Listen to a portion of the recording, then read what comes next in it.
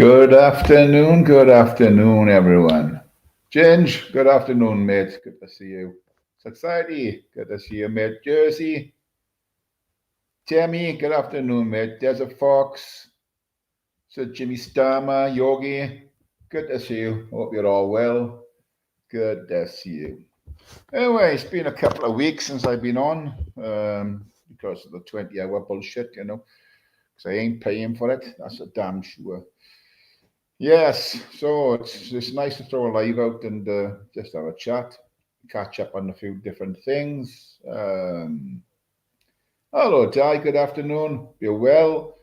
I hope this weather's not affecting anybody in a bad way, people. It's bright. It's not too bad here, to be honest. It's raining quite heavy, but the wind isn't too bad at the moment. So, hey, nomadic, good to see you freezing in Ohio. Well. Good to see you people, and we hope you're all well. Jersey Royal, yes, Medi.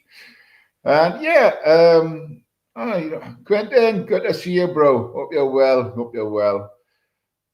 Yeah, after ghosting for the last couple of weeks, I'm picking up on a few things that's been talked about.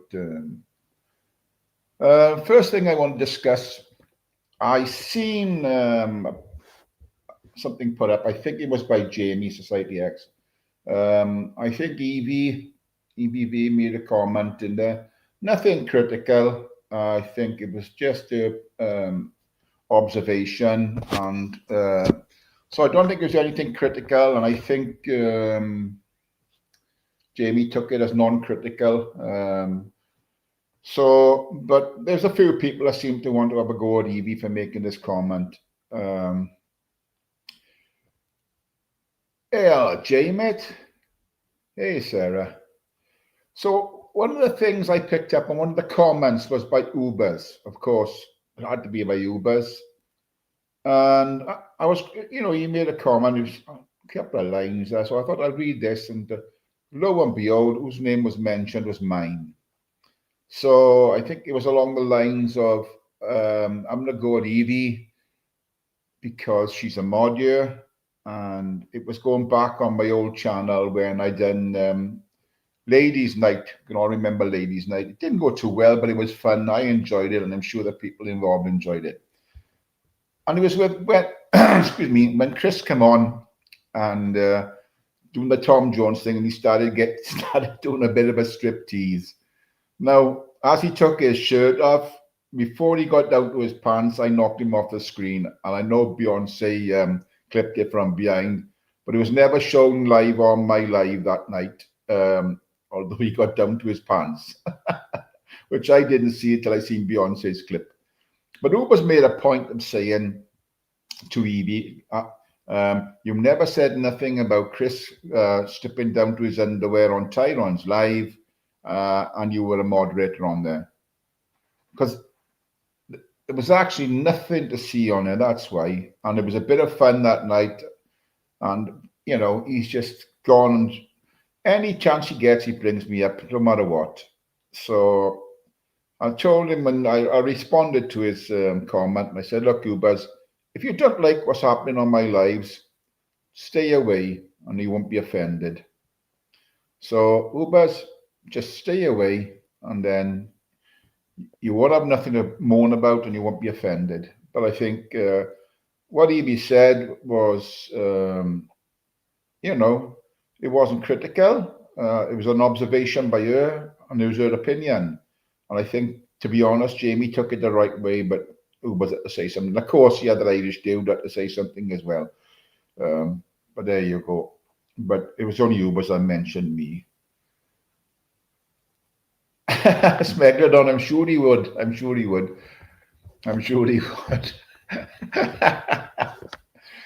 Now, hey, Stevie boy, good to see you, bro. I hope you're well. That's it, with Chris, he's a lovable rogue, he's a character. And I think he thinks he's a bit of a male model. He does this bit of posing on the beach with his hairy chest. This is for Laura, this is for so-and-so. And it doesn't mean no harm by it. He's a lovely lad. I got plenty of time for Chris. Plenty of time.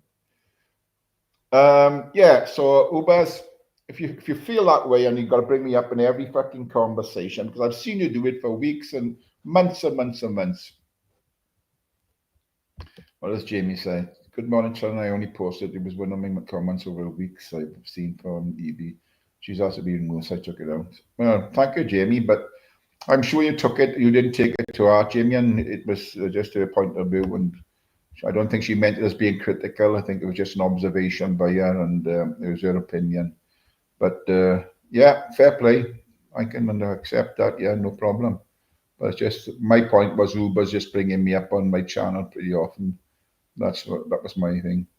Yeah, I will never confirm. Good to see you.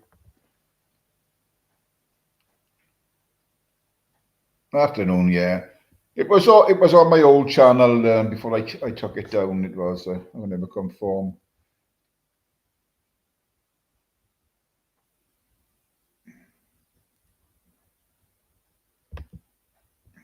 Okay, Jimmy. Okay.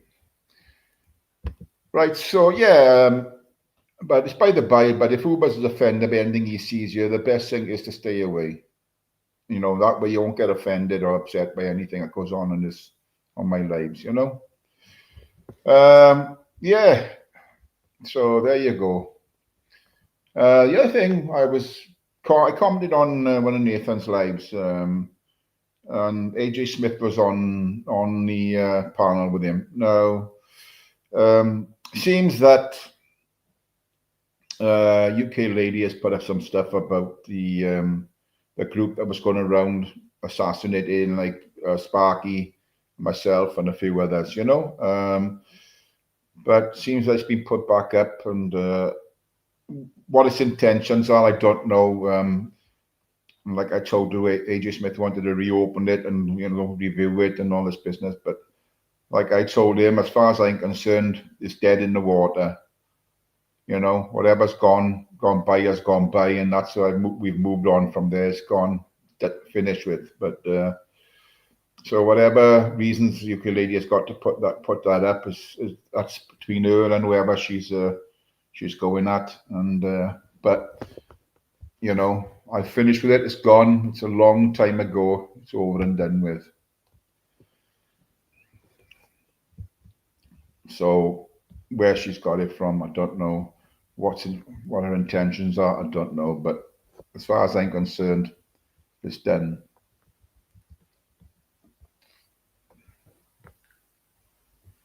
Oh, you was being sarcastic. Okay. Well, you were close. You said the 13th will never confirm, which was yesterday, and you were right. It was the 13th, but I didn't do anything yesterday. I just thought, you know, I'm busy. I've been playing bowls Monday, Tuesday, Wednesday, and yesterday. So I'm not playing tomorrow, but I'm playing Saturday morning. So yeah, you know.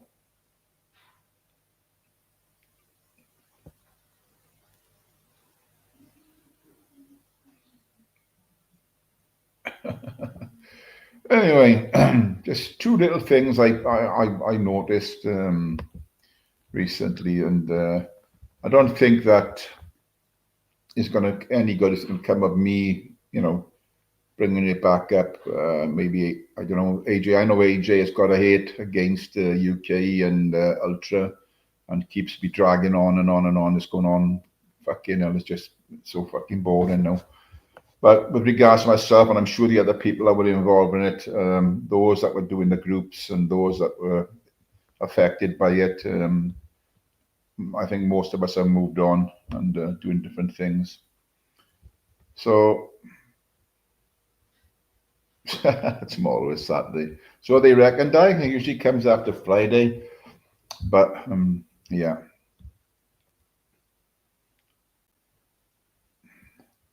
I don't know what that means, Bright, to be honest with you. Don't know what it means. Anyway, one thing I haven't done is put a link out. I don't know. I don't seem to get. I don't bother. You know, I don't bother if Emily comes up or whatever, you know. But it's always nice to put a link out. Oh, yeah, and Dark Destroyer. That's the guy. That's the fella. The one that goes by Dark Destroyer. Don't know who he is. Obvious somebody with, I would imagine, multiple accounts. One of the comments he made in in Nathan's or Tyrone's Lives of Boring, like the old pissy pants that's in there and shit like that. So if you see anyone like that coming in, mods, this Dark Destroyer Gaji, whoever he is, fuck him off. No time for wankers like that. Anyway, moving swiftly on. Not a lot going on. Personally, it's been pretty damn quiet. I can't be I see a lot of Uncle JJ stuff, and I think it's funny. Chris Wright put a funny little video up about Starmer and two-tier policing. That was quite funny. Enjoyed that. Chris Wright, if you're around the place, oh, you must already working today, Friday, isn't it? I know you're off on Wednesday and the weekends, but you may be working. Won't be long, Chris, before you're back home in sunny North Wales. I know what I'd rather be. Fucking hell. North Wales or fucking sunny Spain. I think I'd be want to stay in sunny Spain. I know it's difficult. If you're an home bird, then, you know. Yes, it surely does. I'm never from. It's always a mess because it comes back and bites you on the ass. It certainly does. Yes, they had one there, Quinton in North Wales, for many, many years, and now they're doing a new one there because the old one was decommissioned, I think, about 10 years ago, maybe a bit longer. I think it's Wilver. But yeah, I think they're doing some new one there, some posh thing, you know. But what do you think about them? You know, what do you think about nuclear reactors? Are they safe? Indoor bowls, outdoor bowls. Outdoor bowls are finished, bare bones, mate. It's all indoor at the moment.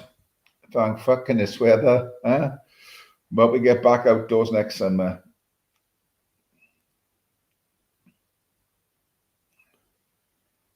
Yeah, it's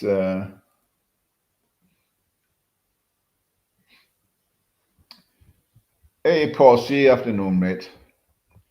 Yeah, keep doing the videos, Yorg. Keep doing the videos, mate.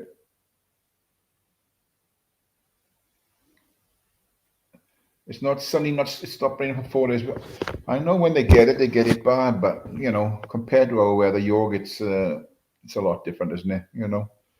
I think living in Spain, this is where I would have been, to be honest with you, if before Brexit. We were looking at a place to buy. Brexit came along and fucked it up. Mind you, I was one of the people that voted for Brexit, so I can't complain about it. I didn't know it, didn't think it had affected that the way it did, but who knows? There's a severe rainfall warning, Tyrone, 40 to 60 mil expected, some areas 80 mil. Yeah, I've seen the forecast, just, and I think when I made a comment about it coming in today, I think Ginge put it up yesterday on somewhere on a live that yeah, it already started yesterday, but it hadn't got you. But I think with the weather the way it's been, it wouldn't take a lot to flood places, you know.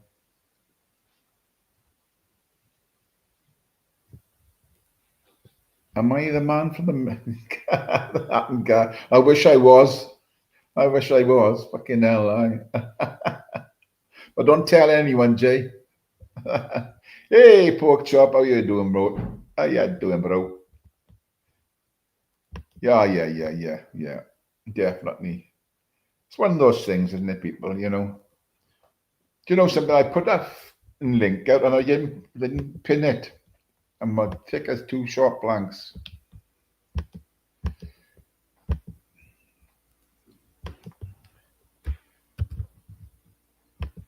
One of the things, I looked at a video this morning again,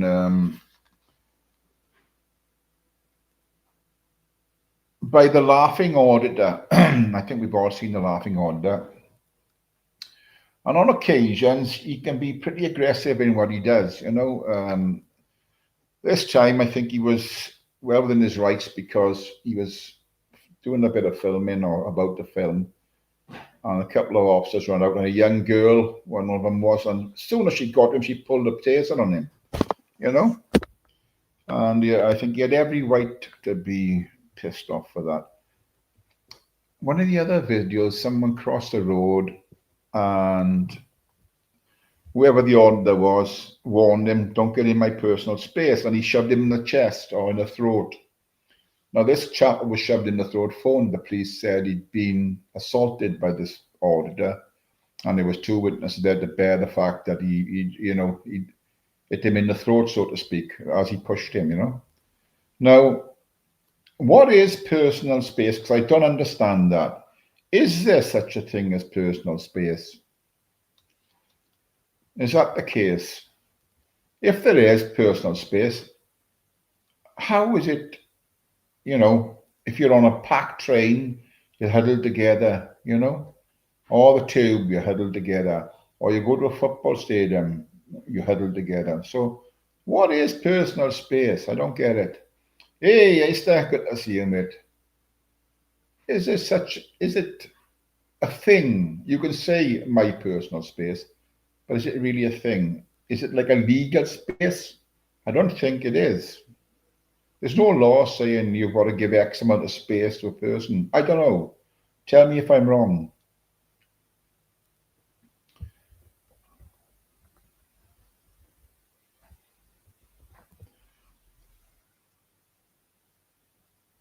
Yeah, it was Icha, yeah. What Tys says. That's when you put yourself in someone else's surroundings and environment, or when someone steps into you as within a small radius, then that would be okay. I understand that point, right? But is it illegal? Is it illegal to say it's my personal space? I don't know. I think I disagree with that, because how does it work? Like I said, if you're on a packed tube, there's no personal spaces then there. You say, oh, don't come within the meter. If a meter's your personal space, don't come within the meter. You won't get many people on a fucking tube, would you?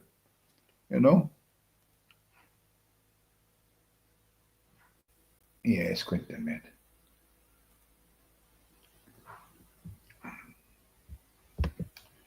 I would imagine that would only happen if you felt threatened by someone being within a foot space, arms length less than an arm. Yeah, it's just a strange quote, isn't it? My personal space, because many places in throughout times, you have to queue up.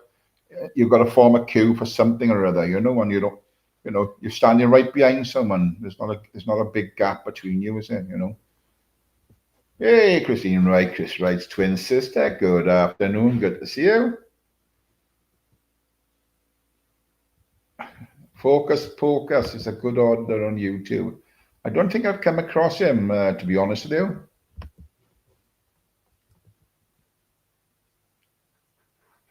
you. You think COVID mental health cells, you think COVID laws still apply? And that was one of the weird things you saying that, but then I've seen another order, and as soon as she approached him, I don't know, I can't remember if it was Laughing Order again or someone else, she started putting her gloves on, and he said, what are you going to do? Are you going to do, an internal search on me or what? No, she said, I always wear these gloves. Since COVID, I always wear these gloves and sometimes a mask. But what the fuck for? Oh, Jimmy. Good morning. Good afternoon, Jimmy. I don't know what it's morning there. Good afternoon, Jimmy. I watched your video earlier on when you were driving and videoing. I haven't seen you around, Jimmy. Hope you're well, bro, out there in Thailand or whatever it is you are.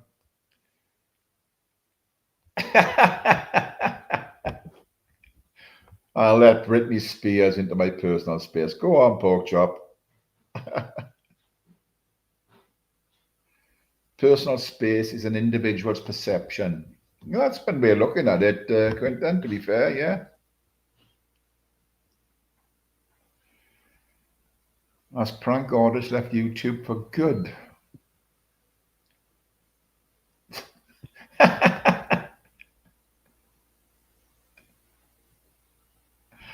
I lost your channel. I found it from Sheriff Community Pissed.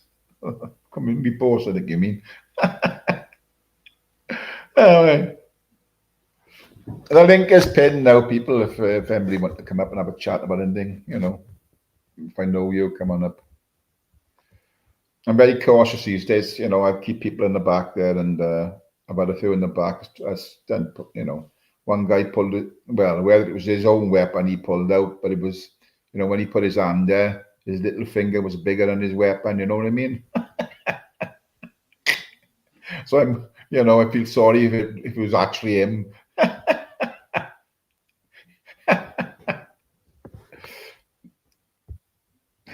The bloodshot eye. uh, you know. So two things. One, the Welsh government.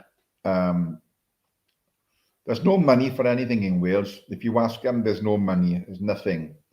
But now it's come out that they funded tree planting in Uganda. In fucking Uganda. But there's no money to do anything in Wales. But you go fund Uganda tree planting. Come on. Let's be bloody fair about it.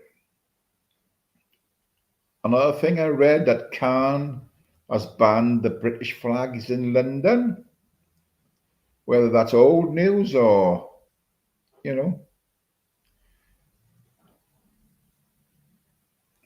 yeah, it's just shocking what they're doing. And what I don't understand,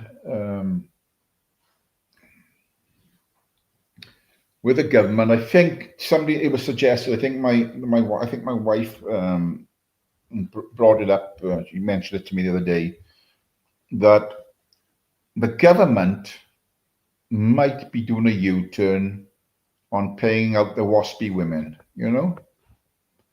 Now, all well and good if they do it, but where's this money coming from?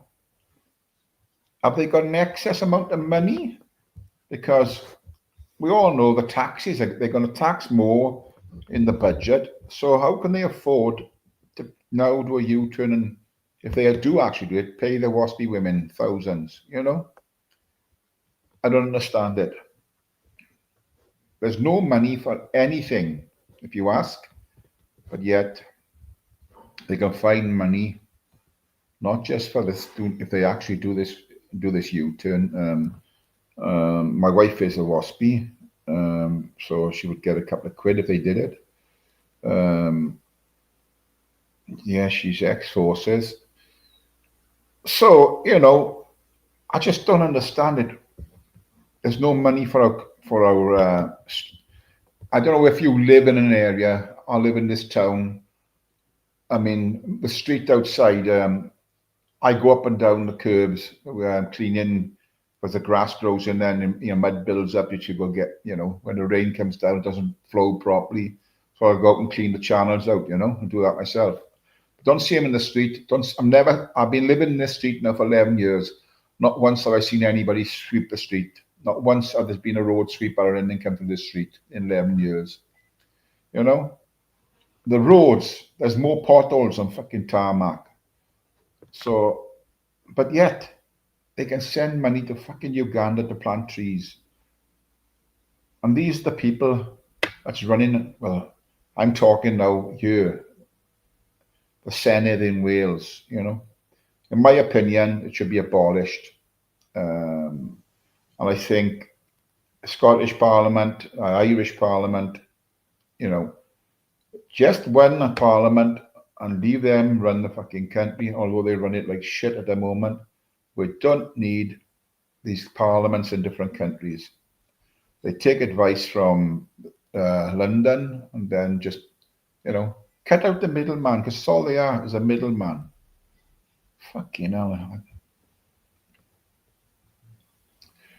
Well, yes, I will. I will be voting reform in the general election. I don't mind saying that. I voted for him all the time. Mahmood for next PM. I don't know who Mahmood is. I think it's the one that Amos keeps talking about, I think. So,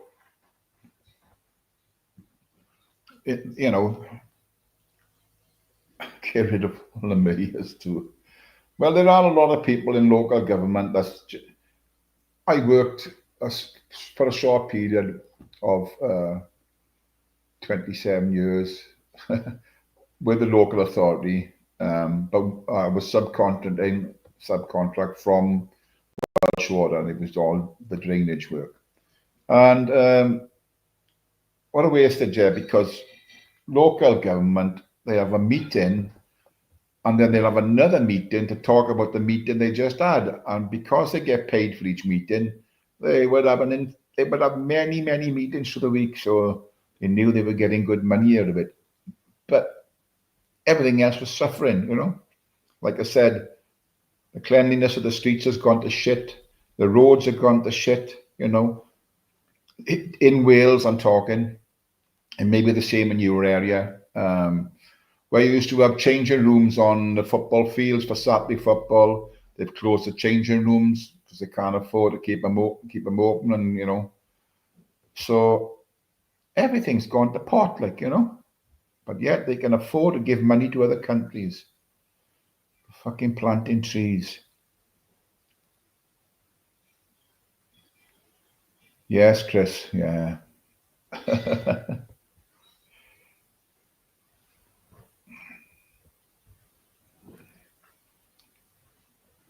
I vote pork chop for Prime Minister anyway, because he tells a good story, just like just like any government official.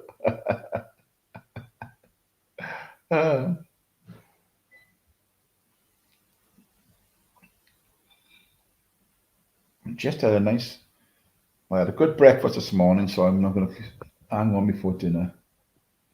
I've been into town, I got some local faggots, and they're pretty good. Where I lived before, town I come from, Merth Tidville,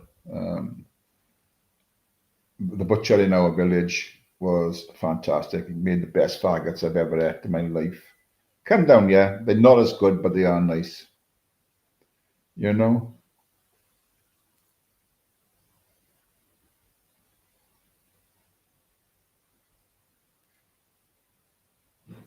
Well, somebody just asked what's waspy women. Well, the waspy women were like, it's called Women Against State Pension Inequality. That's what it stands for, But it's like people who were born in the 1950s, they weren't, formally, and they moved their retirement age without anything, without telling them.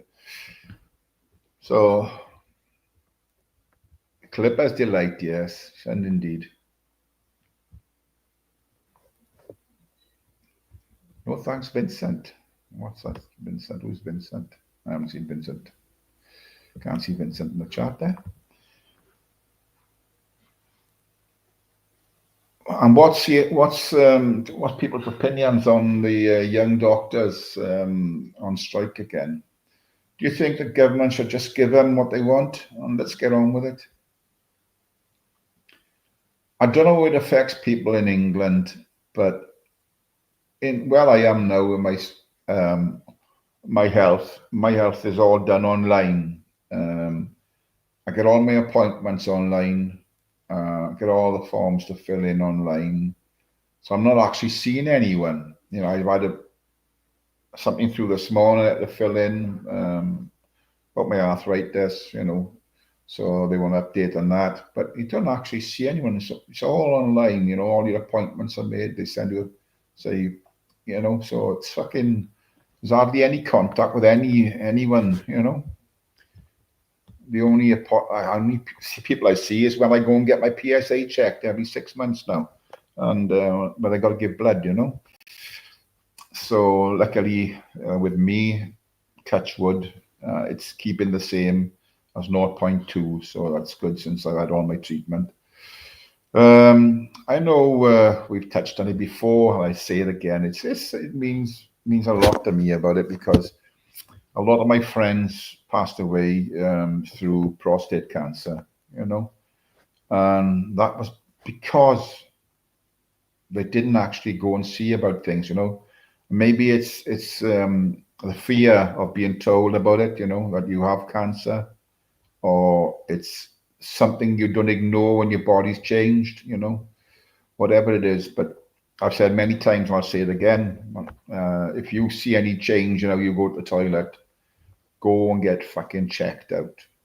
Or if you feel any sort of difference in your body, get it checked out, for fuck's sake. I know that beautiful Serendipity has been going through the mill, God bless her, and she's just finished her radiotherapy treatment again. Not again, but finished her radiotherapy treatment. It's pretty intrusive. I know it's intrusive, and it does affect your body in many ways. When you have it, you don't think anything's happening because it doesn't hurt or nothing like that, I had myself at 20 sessions of radiotherapy for my prostate cancer. And you think, oh, there's nothing in this. Doesn't hurt, Just go down and you get the laser, and you know what I mean? But after it's done, it can be pretty intrusive towards the body. It does affect, or it can affect your bowels. It can affect your bladder and things like that, because it's passing through those areas. So you might have problems, I remember I was bleeding internally from the bowels. Still do if I gotta force myself to go to the toilet, But at least I know what's happening, because when you do it, I don't know if I should be talking about it. It's not something every once a year, but I will just briefly touch on it. That because of it, the bowels form new blood vessels on top of the bowels, but not inside them. So a slightest bit of pushing and shoving, you will bleed a bit. Anyway, enough of that. But what I'm saying to you, if you're a chap and you see any change in your body, for fuck's sake, don't be afraid. Go and get checked out, because the sooner you get checked out, you either know if you've got it or you haven't got it. And if you've got it, the sooner you catch out of it and start the treatment, the far better your chances of survival. Fortunately, I was very lucky. My cancer had not left my prostate. It was still contained within the prostate, because I went and done things early about it. Because once it leaves the prostate and starts spreading, your chances of can whittle down a lot, So for fuck's sake, any men in this chat has got to see any change in their body, any change in the way they pee or anything like that, fucking get it checked out, please. That's enough of that.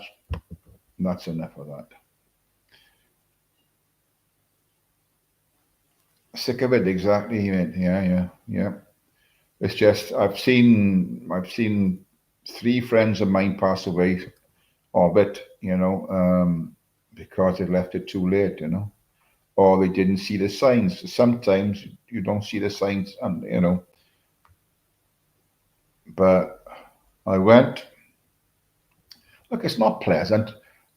At the end of the day, no matter what it is, when you go into hospital, the only way I can describe things is you're just a slab of meat there, and you'll be poked and pulled and whatever till they find whatever's going on with you. That's it. There's no way. Well, they done a blood test on me, right? And then I had to have. They took 12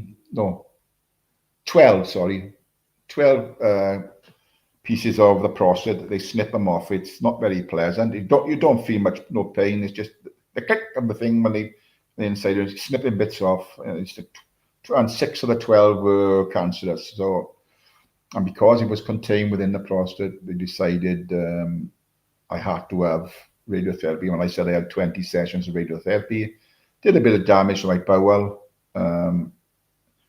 but I'm still here. I get checked up. I get my blood's taken every 6 months now. It used to be 3. It's every 6 months now. And touch wood, like I said, it hasn't changed. But still, fucking go and get checked out. Don't be fucking afraid.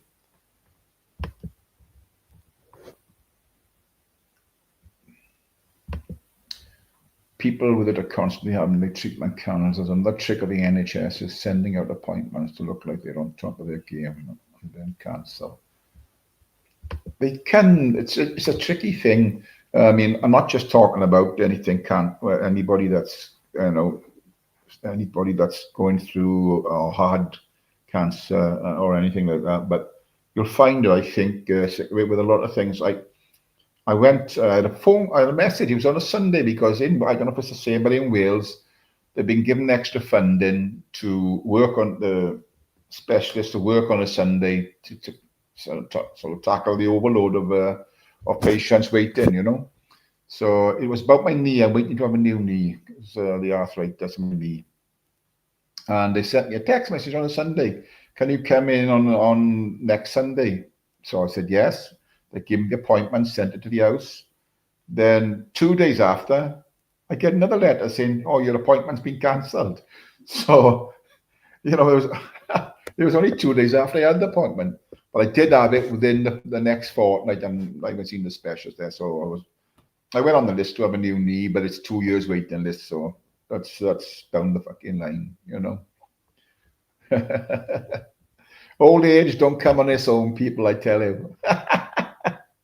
I feel great within myself, but the body tells you different. It's just one of those things.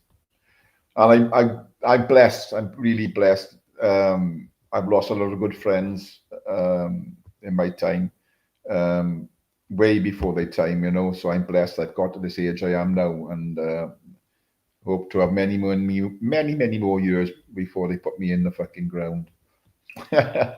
But I miss my best friend so much.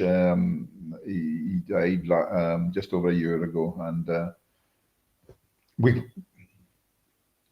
I sort of get choked up a bit about it when I talk about it because he was my best friend. We holidayed together, him and his missus, me and the missus. We went on holidays together. We worked together side by side for 40 years. He was like a brother to me. But when he passed away, and one of the things that he had, it was a lung disease. I can't remember the technical term, but he was a great boxer and all. So never ever did he carry any weight. Never smoked or anything like that. And he just got this lung disease, and pulmonary, whatever the lung is for, pulmonary fibrosis or something like that, which is scarring of the lungs basically, and there's no cure unless you have a transplant. And because of it, but John was 60, he was about 66, I think, something like that. And because of his age, they turned him down for a transplant. But to see him deteriorate, it started off as a little cough. And he had this little cough for about 2 years. I said, "John, go and see about it," So by the time there was no cure for it. No, maybe this thing, it gradually gets worse and worse and worse. And he started off on oxygen with a little cylinder, and then he couldn't go anywhere. He was just restricted to the house at the end. In bed, he had to wear an oxygen mask in bed and everything. Sadly, he passed away in bed. It was so sad to see this fucking boy go like that, and it broke me up. But I mean, let's get off this morbid stuff and let's have a chat. So if anybody's coming up, come up, and let's have something. I'm sure there's more lighter things to talk about than what real life was all about. Let's go into the fucking joking world of YouTube. Hey, Broxy. Afternoon, mate.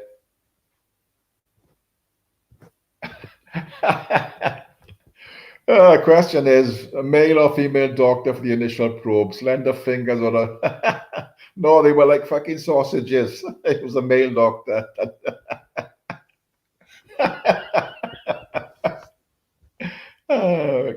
You've got to, like...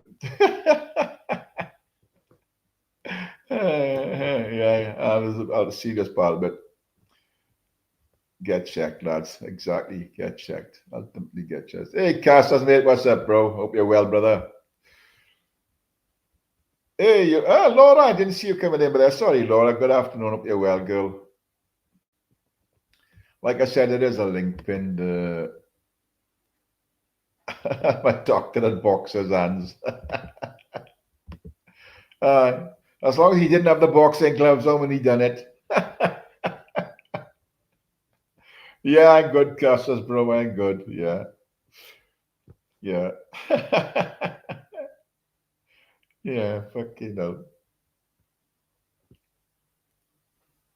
Yeah, I know you have, Laura. I know. It's sad. Unfortunately, it's one of the things we have to go through in life, isn't it? You know, if you go through life without seeing a doctor or any medical treatment, then you're very fortunate.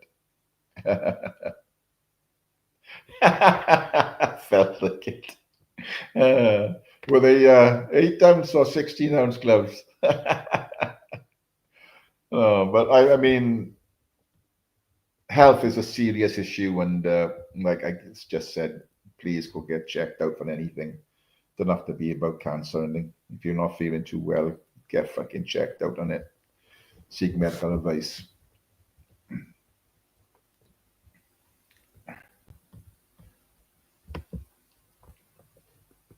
Well, I don't want to talk about fucking illnesses. I just fucking let's move on. Let's talk about something like that.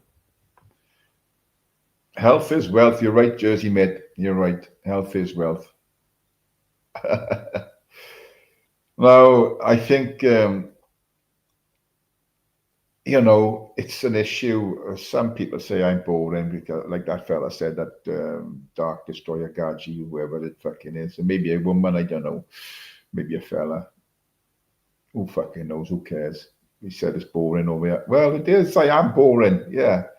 But if you want to see a channel where everything, you know, you use a cunt word and fucking this and fucking that, and he's a cunt, she's a cunt, they're cunts, and all that, but when you come to the wrong channel, you're not going to get it, you. So if you come in here for that, you ain't going to fucking see it. If I'm going to call somebody a cunt, it's just got to be genuine, you know.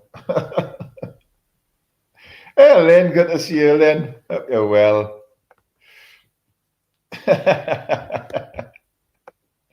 I just want to come on, have a chat, talk about normal things in life, you know, and whatever you want to talk about.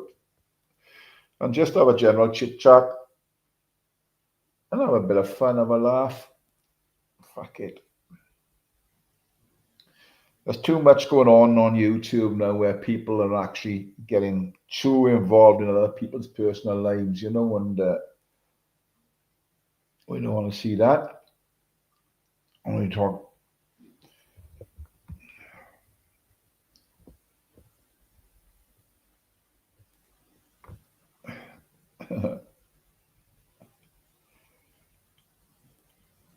Cheers, Roxy, bro. Yes, we're trying to have a laugh, have a chat, just chat, have a general fucking chat, you know.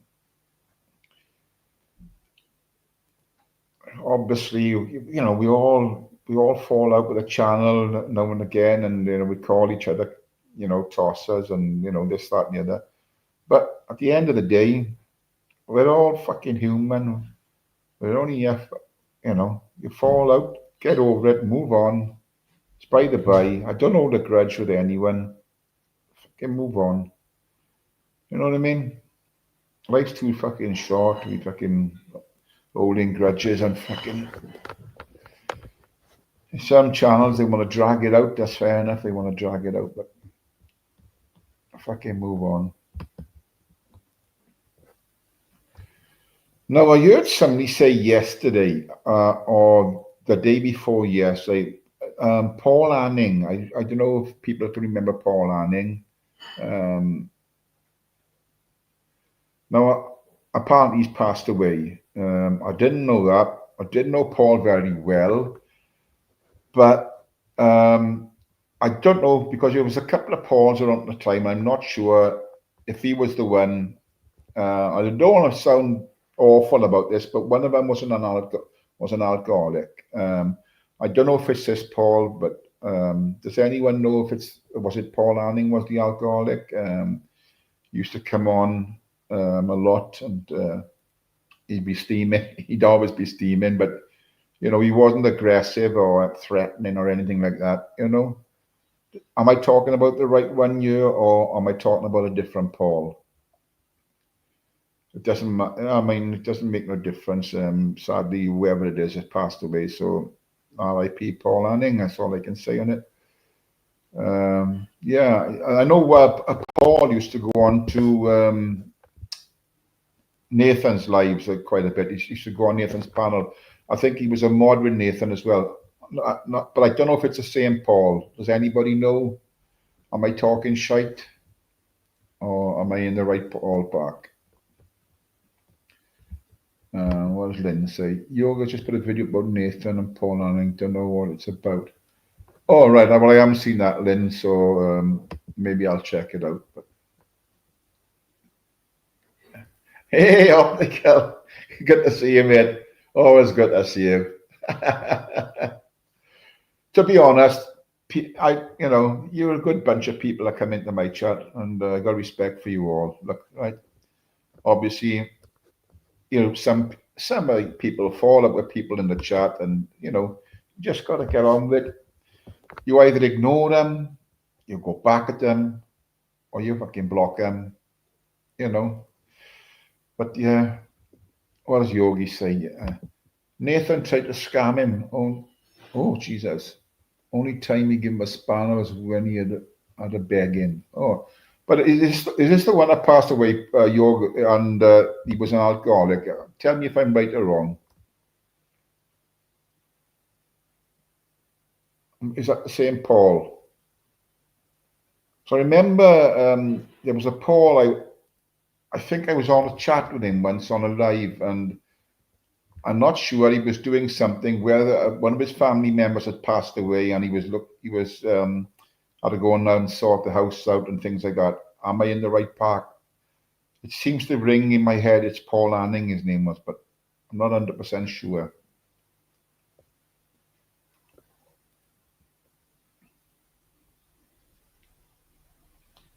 I'm not too sure.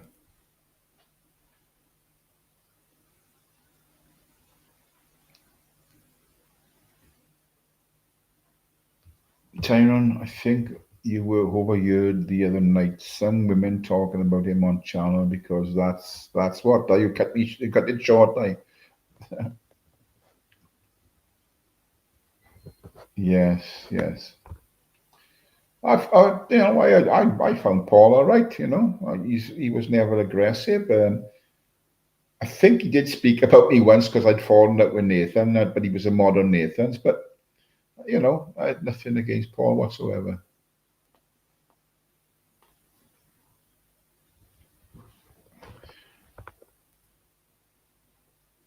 All right, you don't know who he is, yeah. James Ryan, isn't that Paul Hutt? I'm not sure, James, to be honest, mate. Who's who, to be honest, though?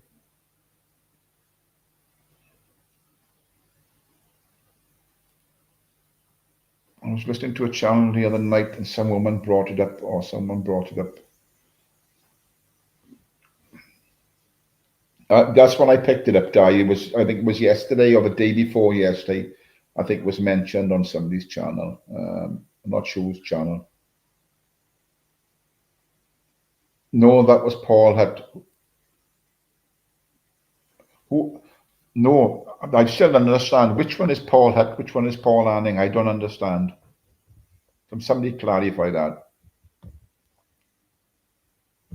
Either way, I think it's Paul. I think they're saying Paul Anning has passed away. That's what somebody said on a live. So,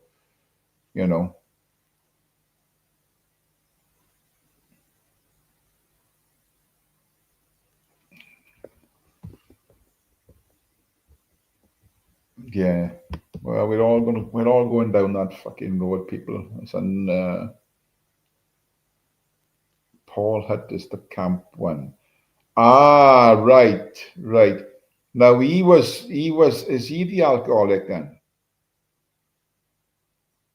Is he, for some reason I got I knew one of the Pauls was like a fucking tipple, you know. And I think for him more fought to this one because he was a bit camp, yes.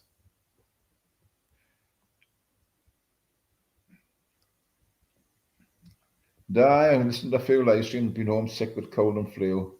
Don't you get a flu jab, Die? I know people always say about don't get this and don't get that. But I get a flu jab every year since I've been getting on in years, you know. And to be honest, it does help. Sometimes you can't help coming down with the flu because when you get a flu jab, they can't say, right, these are the flu that's going to be around this year because you can get a different strain of flu coming round. But so they just put certain strains into a jab and they jab you. But if another strain comes around, you're going to get it because you can't cover for them all. And they're always evolving. Flu is evolving. All these illnesses are just evolving all the time. So nothing's going to stay the same. That's why I don't believe in global warming. I honestly don't believe in global warming. You know, if you think the planet cannot stay the same forever, it's got to evolve. It's got to change. You know, so I think it's just things are changing. You know.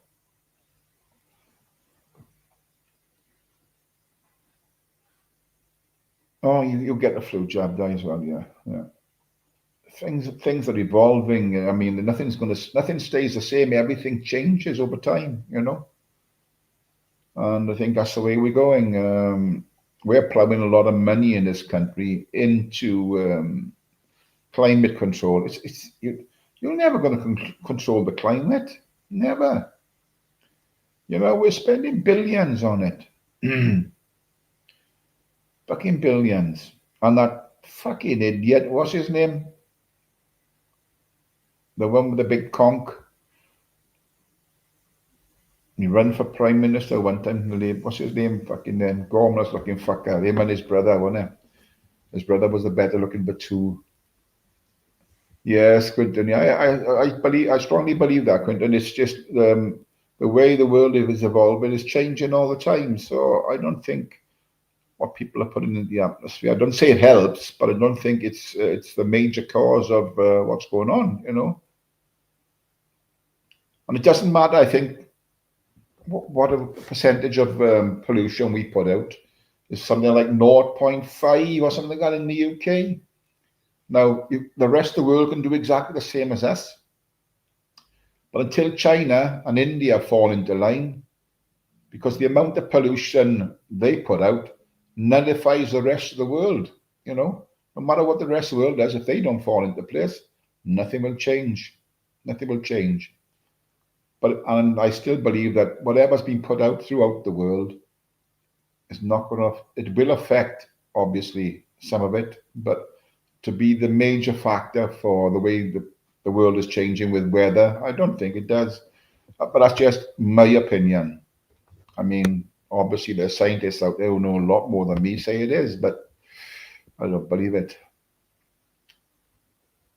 The cow parts, you know what I mean? I mean, yeah. What's next? And we're going to stop. They're talking about is it the methane or whatever the gas is that the cows put out into the atmosphere or something? What they're going to do now? They're going to fucking stop. They're going to kill off the cows. Give me my fucking steak, you bastards. Shove the insects up your ass. I'm not eating no insects. Give me a fucking big juicy steak. Hello, Redmit. Good to see you. I hope you're well, brother. Afternoon, Ty. Hope you're well. Good on for you for your talk on male cancer. Someone needs to bring it up more. Cheers, bro. It is very important. I know it's very, very important.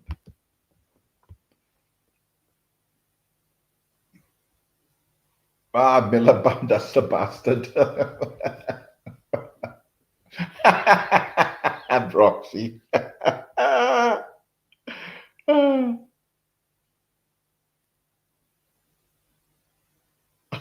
Yeah. Yes, that's true, Quentin. Yeah. Hey, Adrian, mate. Good to see you.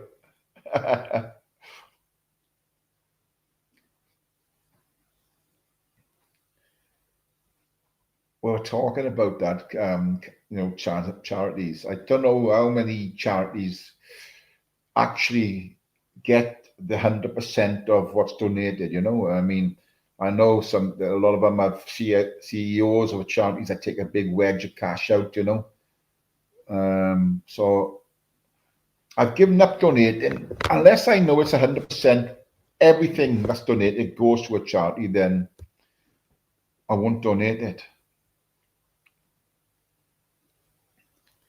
And there's a lot of ill feeling out towards, the lifeboats, and that people are starting to give less money towards the lifeboats simply because of immigration and how they go out and they bring people in. That's,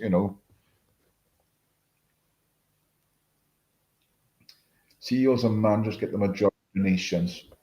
I wouldn't be surprised. Hey, Laura, I'm bringing you on now, girl. There you go. How are we? Not great. How are you? I seen you put in chat that you're fed up with doctors and everything, so nothing's going to plan at the moment, is it? Mate, it's just been a nightmare. All we're trying to do is just get this vomiting to calm down. And I went to the doctor's last Thursday, saw somebody then.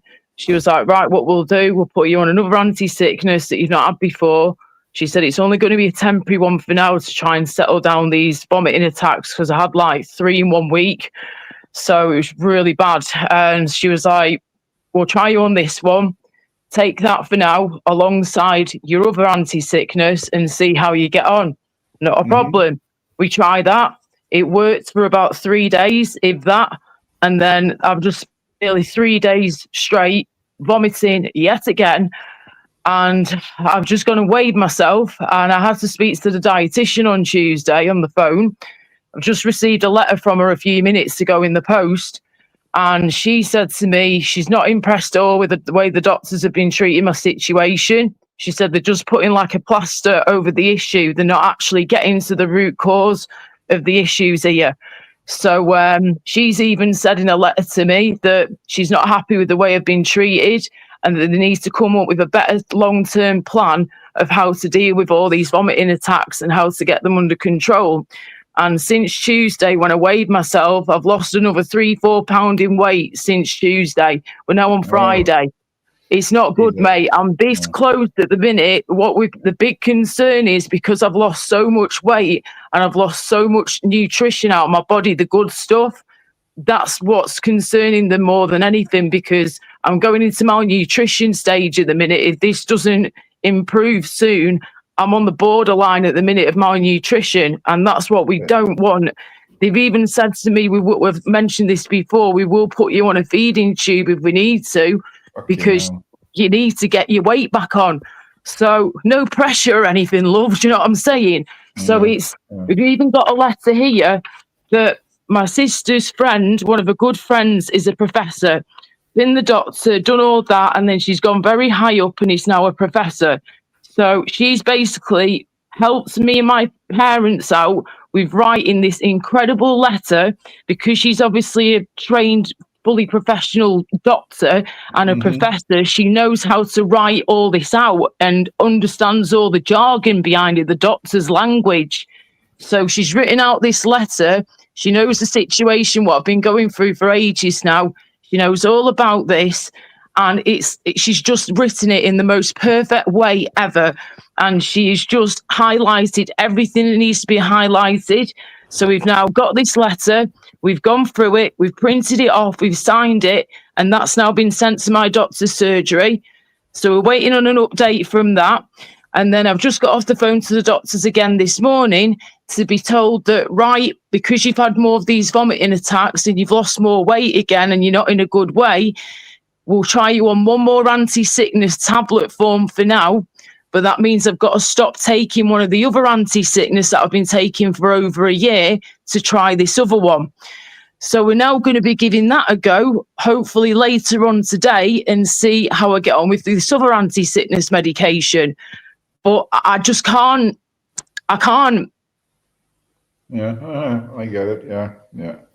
Sorry, it's too much time. I've got no life. This is my life at the minute. It's vomiting every week.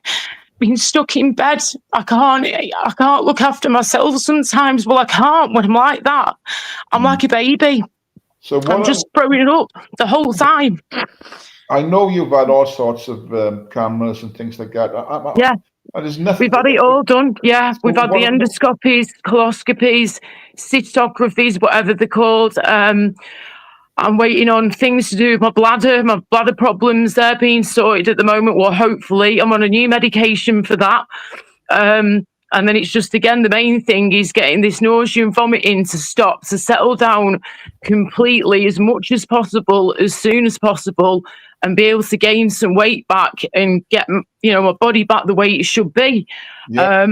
But, I've had these illnesses for a long time, Ty, a very long time, since I've been in my mid-20s for most of them. So I'm used to pain. I'm used to being ill. I'm used to having to deal with illnesses all the time. But when it gets like this, and you're vomiting so much, and you're getting worse and worse, and you feel like people are helping you the way they should be helping you, it's very frustrating. And like I always say, if you've got your health, guys, you're richer than you'll ever be. You really are. Absolutely. So yeah, but anyway, what the hell's been going on with you then, Mister? Because I've literally come in at the end of what you were saying before about your knee or something and being in the hospital. Oh, I was just waiting for a new knee. It's all. That's just arthritis. That's all it is. That is. That's bloody painful though, that isn't it? It can be right for like. But that's a 2 year. It's a 2 year waiting list. Wow! Oh my God! For a knee replacement, Yeah. Right. Yeah. Okay. Yeah. And do you get to like choose what type of material they make these things out of, or I don't like think the ceramic, so, no. or yeah, I'm not. I think the one thing I think you got a choice of anesthetic if you want general or if you just want. I can't remember the other one. It's like a lumbar puncture. They put it into your spine, so just numbs you from the waist down. Yeah. So right, got you. Yeah. But yeah, we'll have to see when the time comes. We'll see then. But I'm not. Yeah. Just it gives me a bit of grief if I walk a little bit too far, and but, other than that, I can cope with it. Yeah, definitely. I was going to say, have you ever had physio on it before or anything? Yeah. Right. Did you feel like that helps in any way, or? No. I've had cortisone injections in there. After a couple of days, they just disappear. It doesn't affect. Yeah, I've tried that with my dodgy hip problems I've had for years, and I've tried the injections like 3-4 times, like those massive needles you can put in you. Oh my God. Seen it on the screen and everything, but yeah. I thought, you just put it in, shove it in, screen, but no, it just goes in very, very, very slow. And yes, it's like, come on, hurry up, please. But yeah, hi everyone in chat, by the way. Hope everyone is doing all right. Hope everyone's having a better time than I am at the minute. Anyway, a lot of people are going through hell at the moment with the health, and it's not just with the health, it's the blinking doctors, man, and the hospitals. That's the big problem we've got here, when people aren't being listened to properly, and people are just end up being an absolute mess, and it's not fair. It's not on that people are being left. It has a big psychological effect on people because when you're poorly and you want to get sorted out, and know that the time you've got to wait to be sorted, even to see the doctor initially is a long time. Then it's weeks or maybe months between your next appointments. It's really frustrating for people. Oh, it is, mate. 100% totally agree with you there, sweetheart. And it's when you're being passed from pillar to post, it feels. And then on top of that, half the time, right, you're not even ending up with the same doctor that you were speaking with originally. You end up being literally passed from pillar to post, from one doctor to the next and on to the next one as well. You're having to retell your story all over again. Oh, but what about this and what about that? No, dude, just please listen to what I'm saying, yeah? I just need this. That's all I need from you. And they just turn it into a big flipping mess. And there's no need. I've just recently found out that I've been lied to for nearly 8 weeks straight, that I got told by one doctor I was allowed to have the anti-sickness injections nearly 9 weeks ago now, in fact. when in fact, no, that's not the case at all. They won't let me have the injections, but he told me the opposite of that. So all that time I've been getting myself all excited thinking, yay, I can finally have these anti-sickness injections, just like they give you in hospital. My mum was a nurse and a midwife for 40 odd years for the NHS. She can easily administrate it to me, not a problem. But no, it was a load of BS once in the end, and I'm absolutely fuming with them that a doctor has been allowed to lie for all that time to a sick patient that desperately needs a strong anti-sickness, because tablets most of the time don't properly stay down. So it's a nightmare. Hiya, Louise, darling. How you doing? Yeah, Louise, good to see Hi, you, girl. everybody. Yeah, nice Yeah, to see you, Louise. it's Yeah, it's a mess. It's a mess, mate, the NHS at the minute. They need to get it more sorted out. You know, if they can sort out all these other things, then they can sort our hospitals and our doctors and our NHS service out as well on top. You know, it's get your priorities straight. yeah, it's pretty. I Oh, think the NHS is a mess, a complete mess. yeah. I don't blame some of the people in there, though, you know, that are walking out because they've had enough with the way they're being treated. Some of these doctors and nurses and clinicians, whatever you want to call them, medical professionals, and or they're not being paid the money should be paid. Saving lives at the end of the day, it's a big deal, isn't it? Yeah, Oh, I'm up yeah. for that. I just give them what they want. I mean, Mm. when you get a train driver earning more money than a doctor, it don't make no fucking sense to me. I don't know. Oh, I know. Yeah, I know. Fucking Craziness, crazy. isn't it? But there you go. I was going to say, have you been on the tubage much this week? Because I've not been about much myself, so I don't know what's if anything's been going on. No, well, the more you look at TV, more depressed you get today. I think This is the thing, isn't it's it? all Yeah, bad news. I stick to my YouTube me and just look at random things. I've been listening to a lot of music. Music keeps me sane, and trying to just like sing a bit when I can. But it's just very difficult to sing when you're throwing up. Oh God. Yeah, Yeah. yeah. It's just it's you got to do Hello, anything it's you like. You Oh need to dear. be yeah. You We'll say you get need there. We are going to more get there. positive thoughts. Positive. I think Yes. positivity does do a bit for you. I think when you got Oh positive yeah. thoughts. You know what I If I mean? wasn't being positive, Ty, I would not Yeah. have been able to get to the stage I'm at now. No chance. If you got to be strong going through these things, physically, mentally strong, and it has definitely taken an effect on me up here recently. But I've got to keep battling on. You know, it is what it is. Hang on a Hi, minute. Sandra. I will never conform, are you, mate? You're right. Disagree. They get paid enough if you're a consultant, GP, or surgeon, paramedics, and nurses. Yeah, that's what I'm talking about, mate. Mainly the nurses and the paramedics and people like that. They just don't get paid enough at all. The others, yeah, majority of the time, they normally get paid all right, don't they? But these other poor people, they get paid pittance in comparison, and they're Yeah, I saving think, lives still. but I think it's junior doctors. I think what they're talking about at the moment. I think Mm. that's the sort of people are. They don't call them junior doctors anymore. There's another term for them, but I think it's Ah, junior doctors that the ones that I believe if give them. I think they should have a good wage. For what they do is from the top to yeah, bottom. Yes, I don't. I disagree. Consultants, GPs, paramedics, nurses, anybody that's treating you in the national health service should be on a decent wage. Anybody that's yes. working to save lives or make it better on anything like that, I think give them the best you can. And, Mm. you know, Yeah, I damn know right. some of the train drivers are on like 80,000 a year, it's, Whoa, that's crazy. Oh yeah, my I know, God. it's We're in the wrong crackers. profession here. Yeah, yeah, absolutely. I Should don't have you know what learned to be makes me bloody laugh? train driving. If you watch a video on YouTube, now I was watching one earlier, right? Yeah.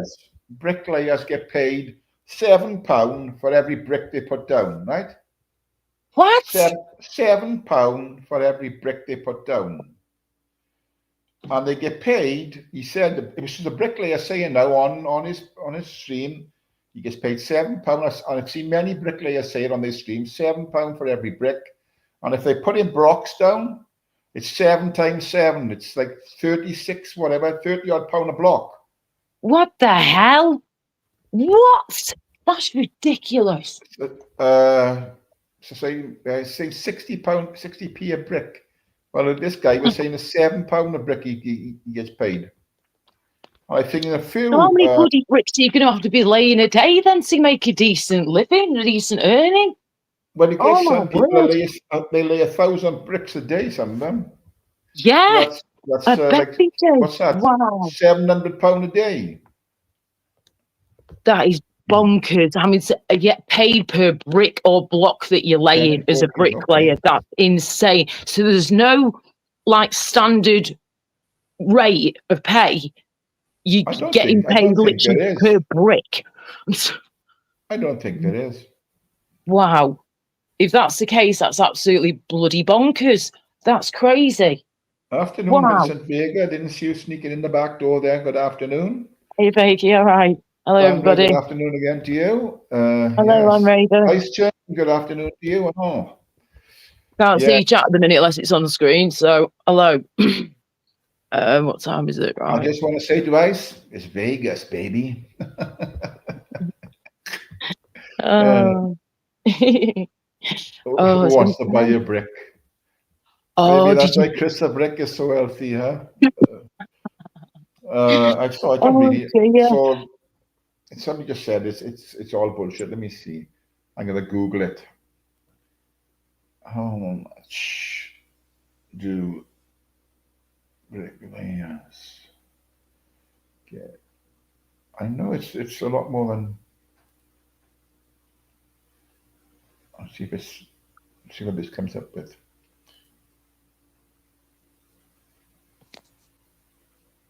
Oh, it's called this. It's a lot of bollocks. Bricklayers are typically paid per project, per hour, per day. But when paid per brick, the rate is often between 50p and £1 a brick.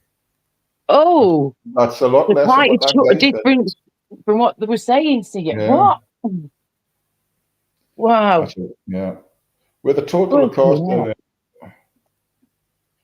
Okay, I would like to know this, please, Ty, if you've still got the search engine up on Google or whatever. Thank you. How much do bin men make? Bin men, bin women, how much do they make, please? Because I've heard that they can make quite good money. I think it depends on what authority you work for, you know? Yeah, true. Yeah, probably, yeah. Different authorities pay different wages. Bin men in the UK typically earn between 24 and 30,000 a year.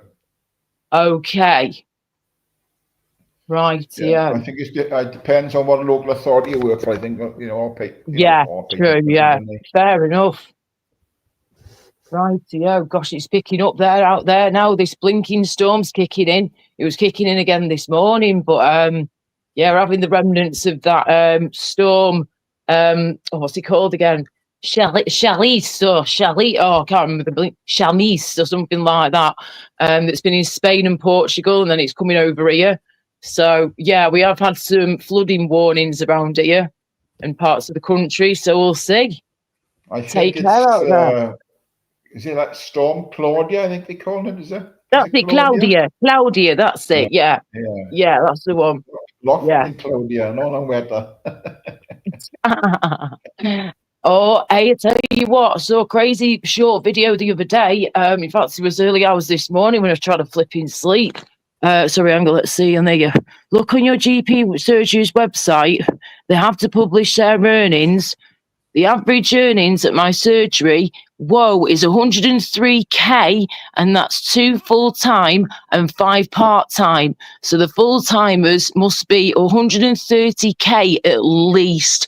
What? That's crazy. Wow, thanks for that. I'll never conform. Very interesting. Yeah, I'll have to have a nosy at that to see what the GPs are earning, like rough idea. Has anyone around in your area, Lauren, got a Christmas tree up yet or Christmas lights?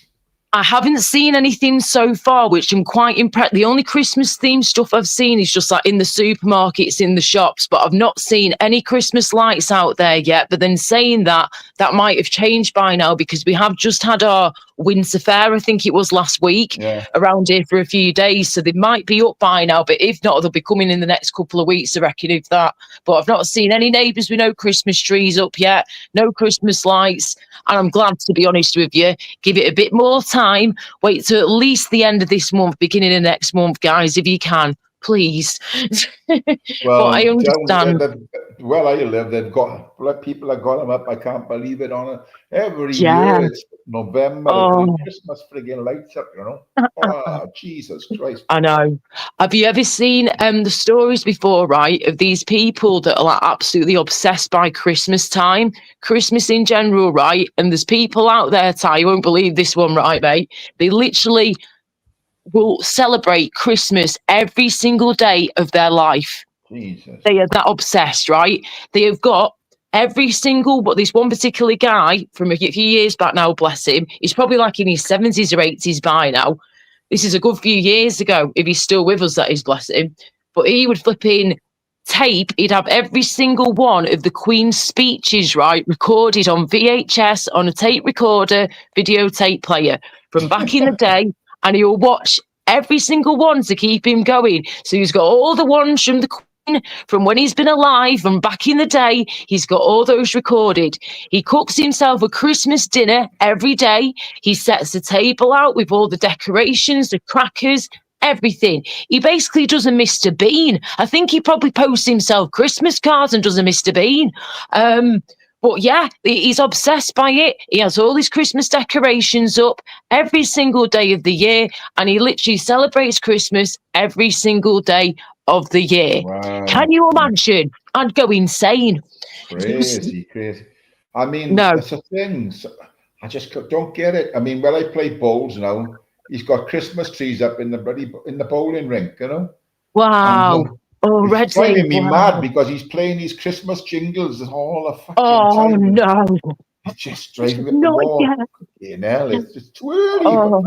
Way too early.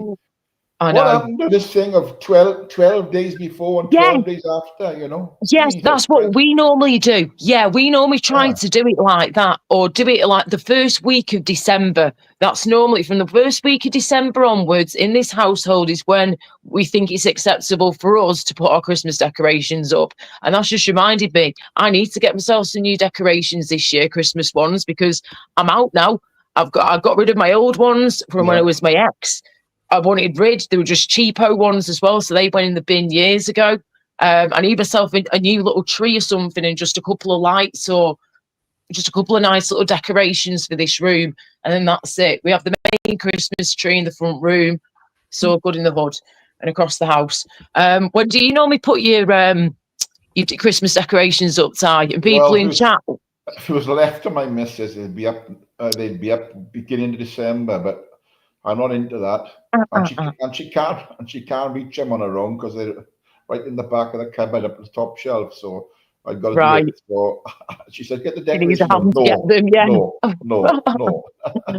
Oh. Yeah. So yeah, I mean, I'm not into it. I've never been sort of for the last 20 years. I think I've never been into Christmas. It was great when I was working because Christmas time we'd always get extra days holidays, But when I retired, then I think, it's all changed for me.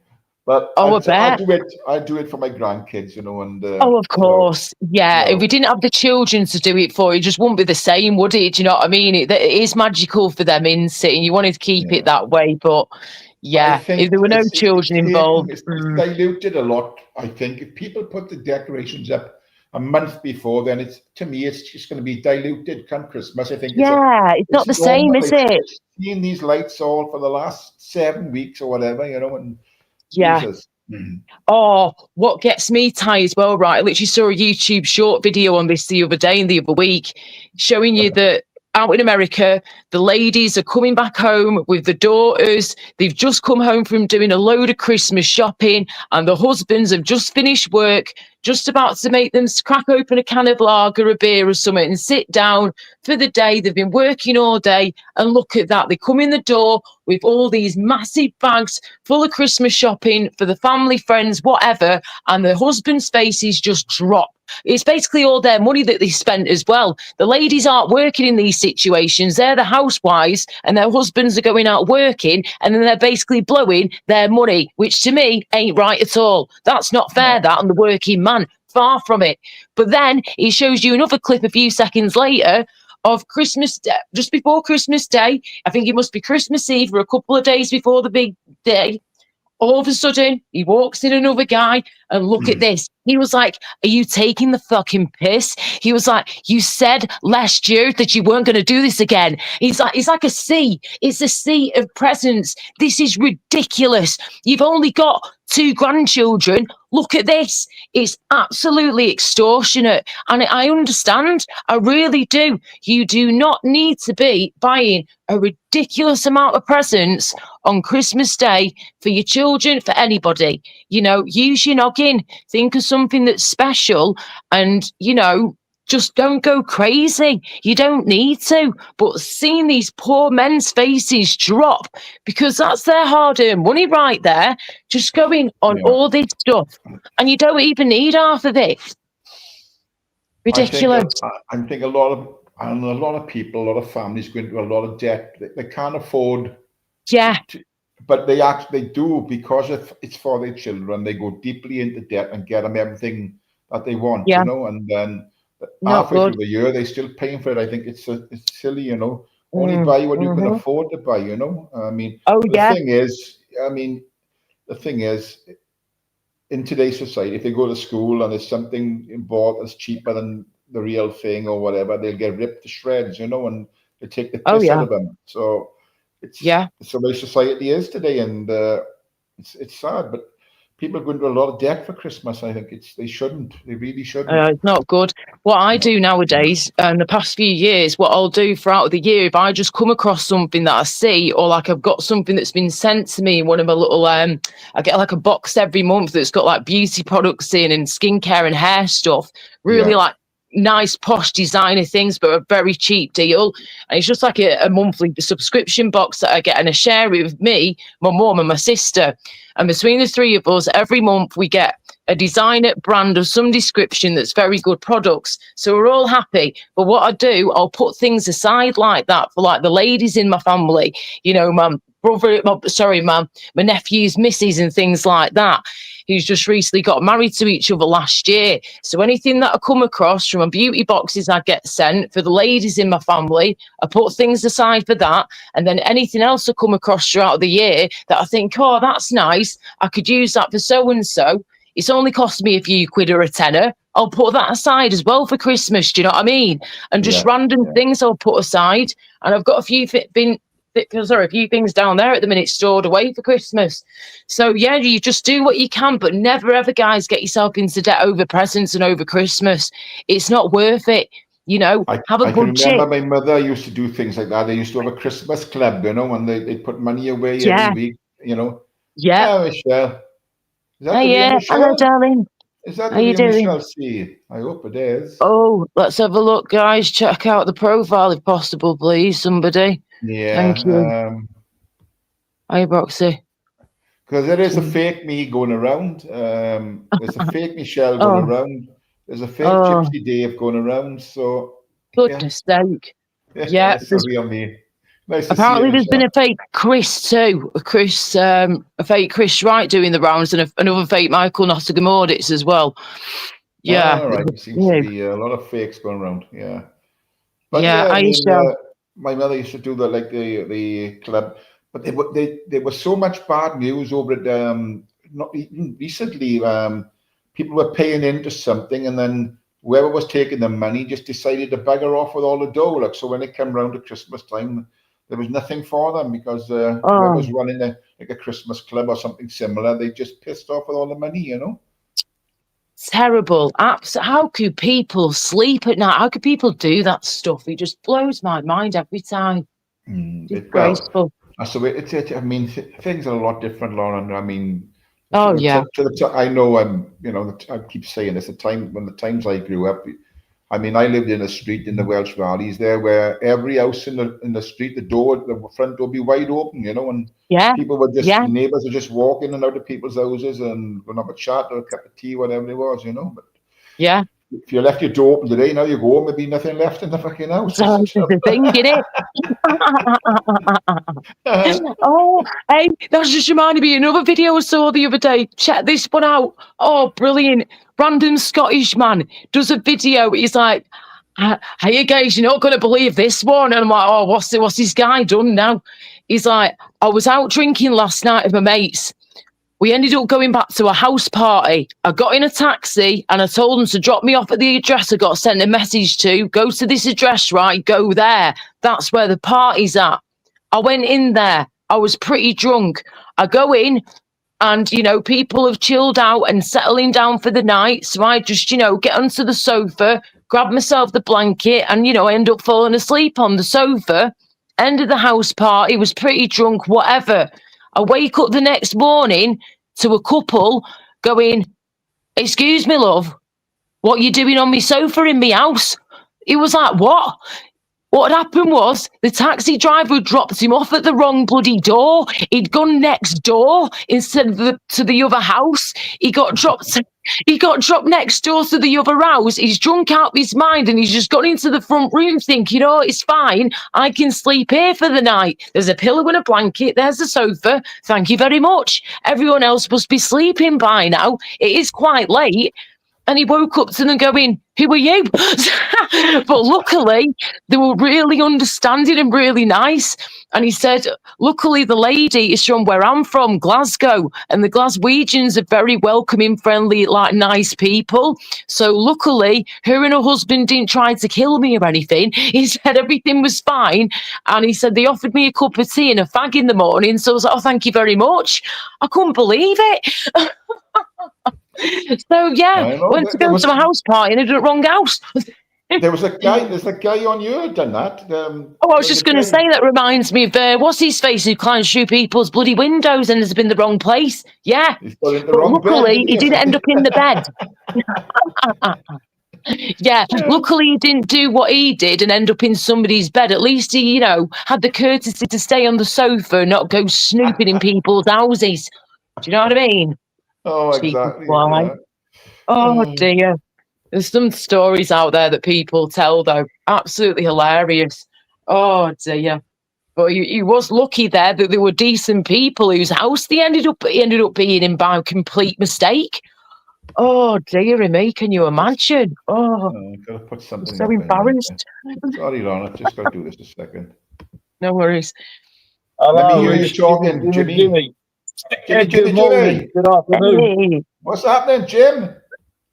What's happening? I'm driving along. It's dark. It's rainy.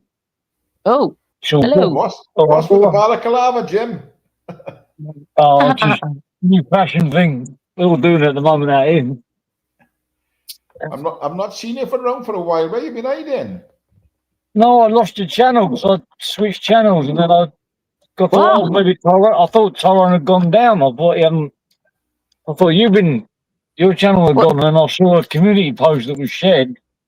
No, it was your community post. Yeah, there's a few people in the chat saying they haven't seen you around for a while and all. Jimmy's back from the dead. Yeah. What happened to your channel, love? Did you lose your channel, Jim? Yeah, what happened to your channel? Jim? Jimmy? Your signal might have dropped. For some reason, my screen just turned up.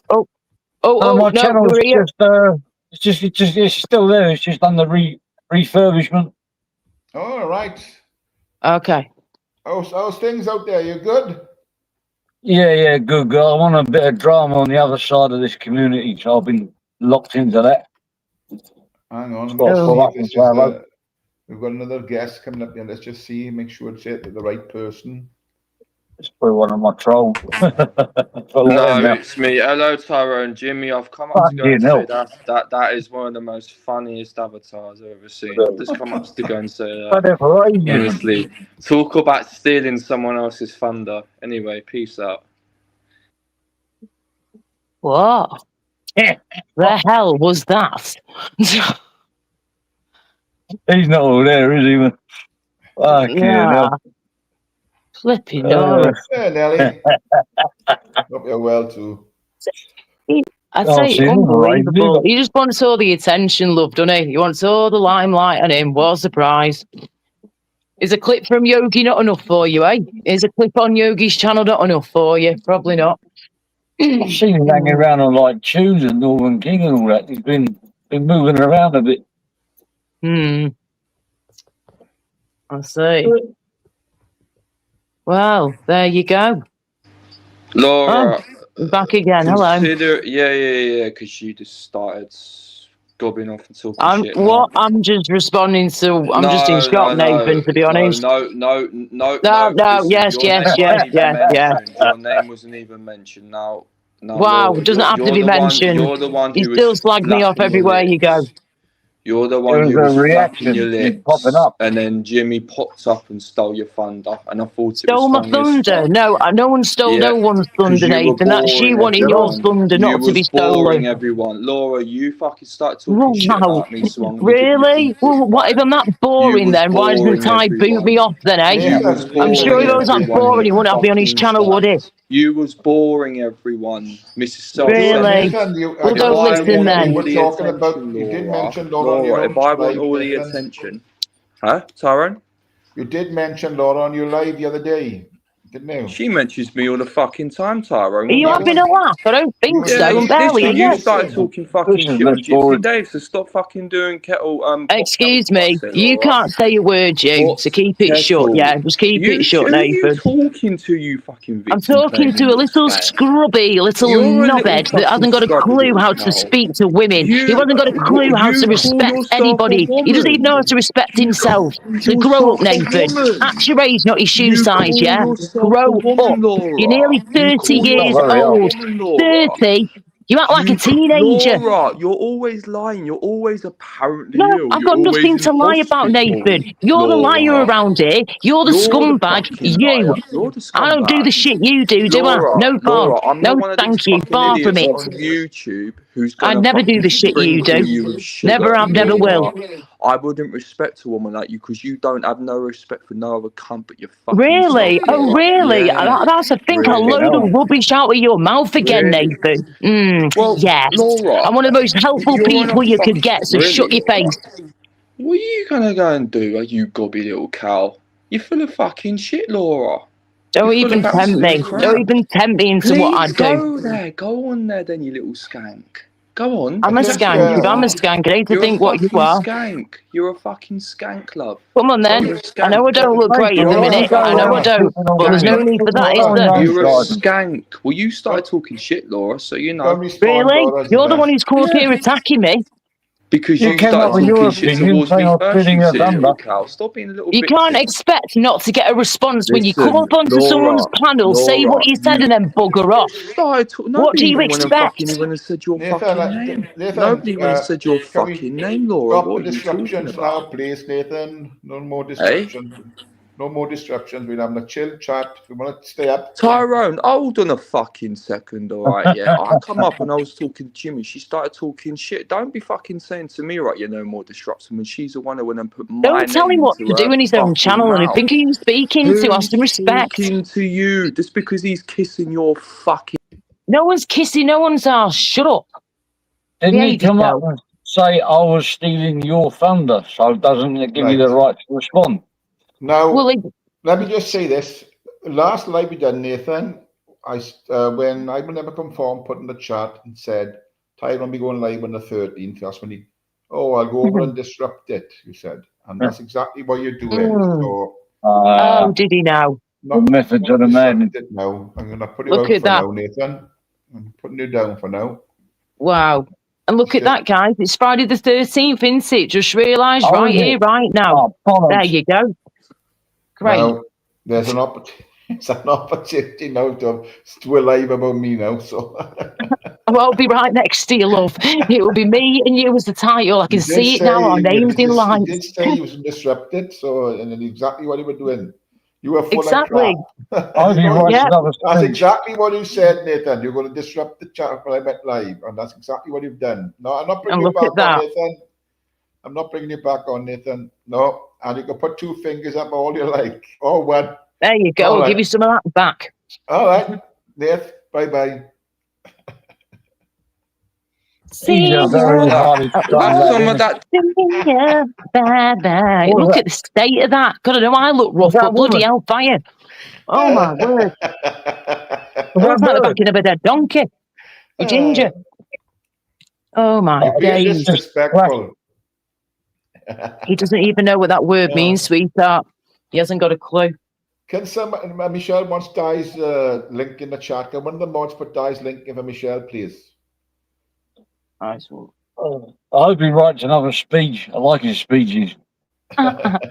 He needs to learn how to use auto correct or auto spell, whatever it's called, though.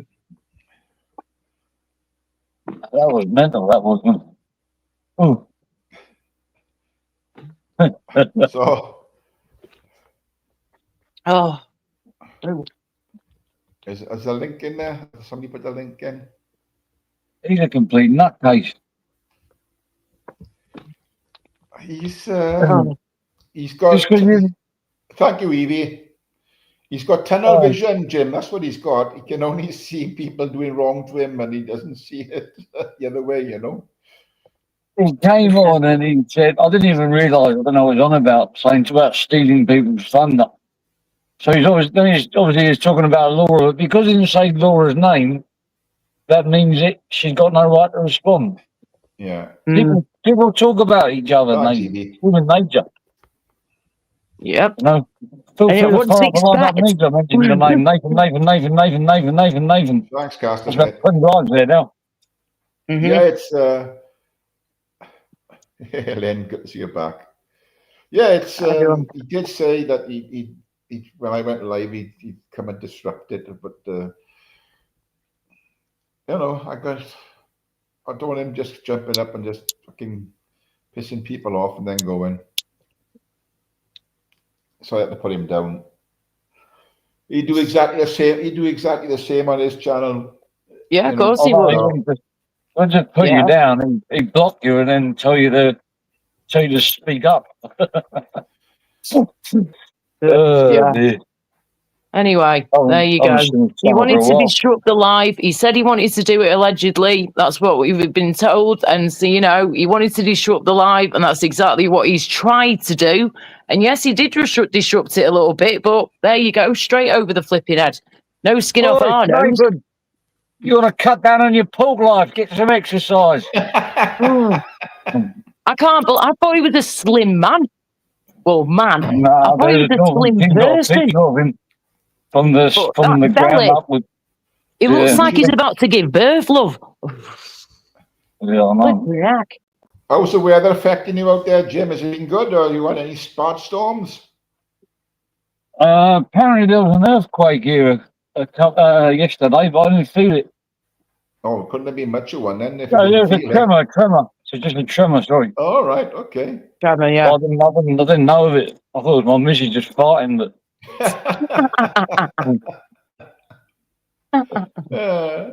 What you like?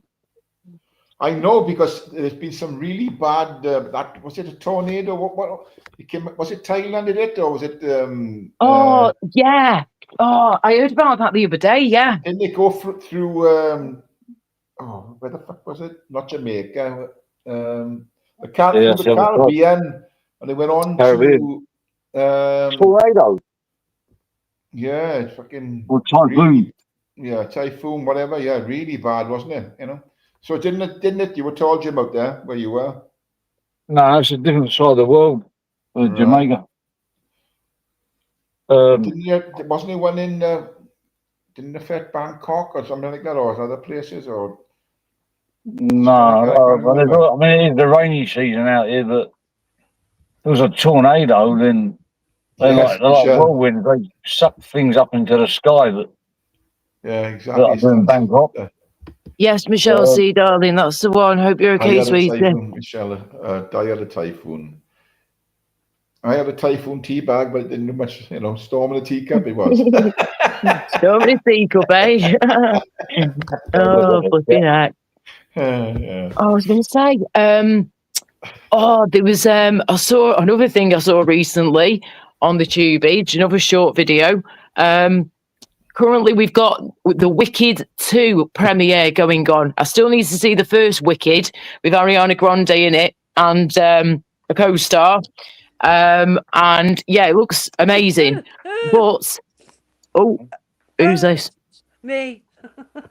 Who's Yeah, that? I got it. Yeah. Sorry, who's that? You fucking idiot, fucking typhoon! I said typhoon. Oh god, you make me. He's R2D2 on his way to what's my Urban. charger? Oh, I wish How I are How had you Di? doing, How Di? are you? Are you Has feeling anyone heard better of with your cold? R2D2? one at a time, please, boys. What? Di, are you feeling Yes. better with your cold? I've still got it. It's drying up a bit. It's just all this fucking snot. No. Oh, bless you. Have we tried steaming?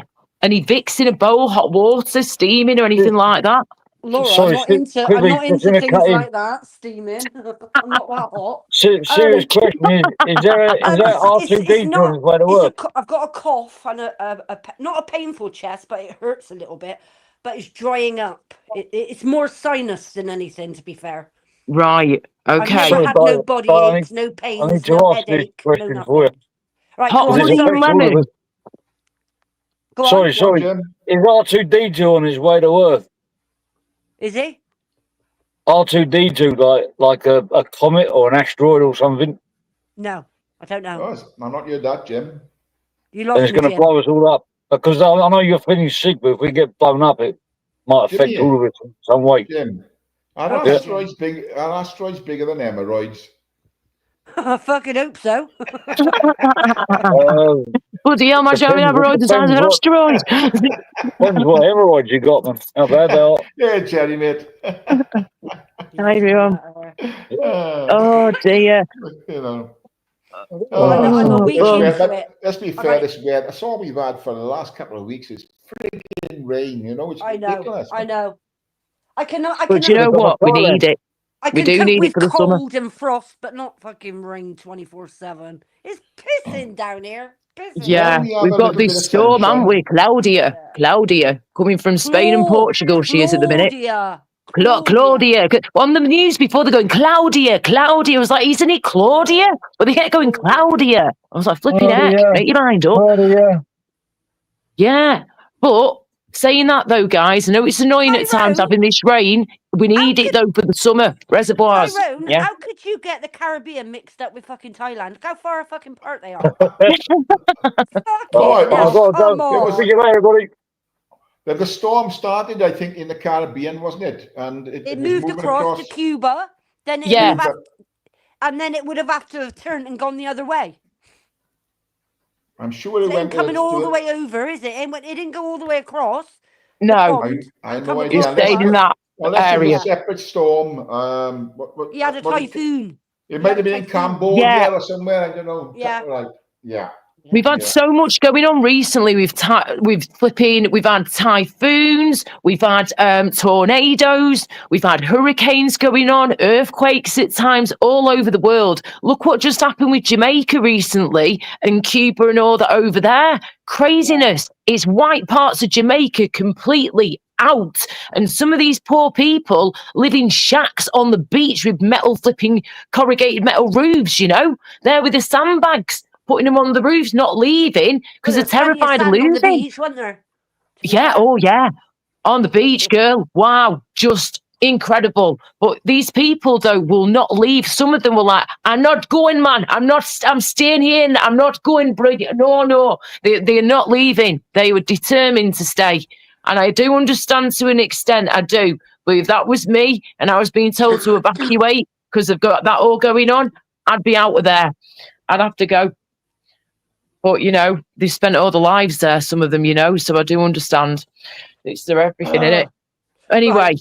I'm just going to change the subject slightly. Please do.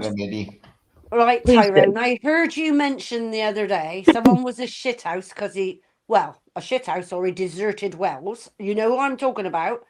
And I watched a documentary last night, very opened up my eyes on Richard Burton. Richard Jenkins. Burton, yeah. Richard Jenkins from Avada. Yeah. Brilliant documentary. Absolutely brilliant. He took. And Is it the one? Yeah. the guy Go on. who deserted Wales and lives in America. Yeah, Mhm. I'm quite rightly about that. But Yeah. from 52 onwards, bless him, he lived in Switzerland for 6 years and then passed, didn't he? Very early. Yeah. Very. What a lovely man Richard Burton was. Yeah. Oh. Very deep man, but what a Yeah. he was a lovely writer and a poet. Wow. Yeah.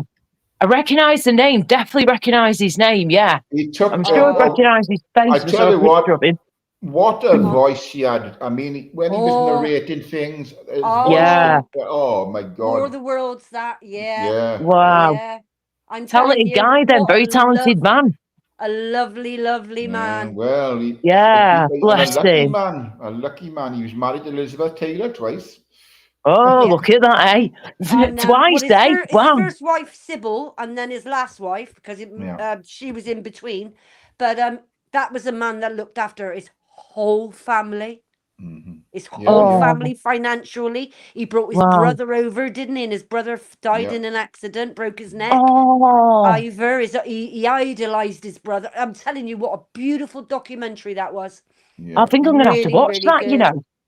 It was There's good. he actually took his mentor's name. The guy who mentor's name was Burton, you know. Yeah. So yeah. he took his second name for his stage name, you know.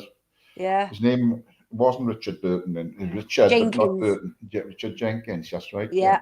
Yeah. And It's he took his lovely. mentor's second name, Burton, and Yeah. yeah, he was. Oh yeah, I could listen to him Very talking deep, all man. day, to be And honest. me. with you. And me. What a gorgeous voice. He Yeah, done when my he, brothers. I mean, he was reading Under Milkwood by Dylan Thomas. Bloody hell, it was brilliant. Just listening to him, you know. What a voice. Because they hold the archives, don't they, in Yeah. the university over there, don't they?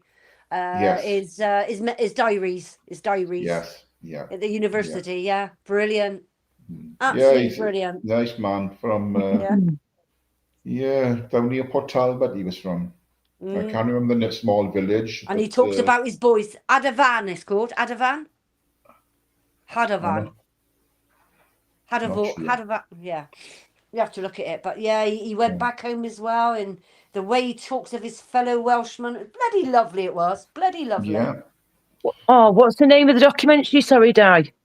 Richard Burton. It was on. It was on. I could say BBC 4. I could say that, but I've got that on a streaming thing. So. Oh yeah. But it was brilliant. Yeah, and his Virginia Richard Woolf and everything. Burton. Yeah. Right, Brilliant. thank you. I'll see if I can look that what he up. wanted, it's not that he was tormented. He'd have become an excellent writer and a public speaker. He was good. Scholar, that's what he wanted to be, a scholar. He was brilliant. He was brilliant. Bless him.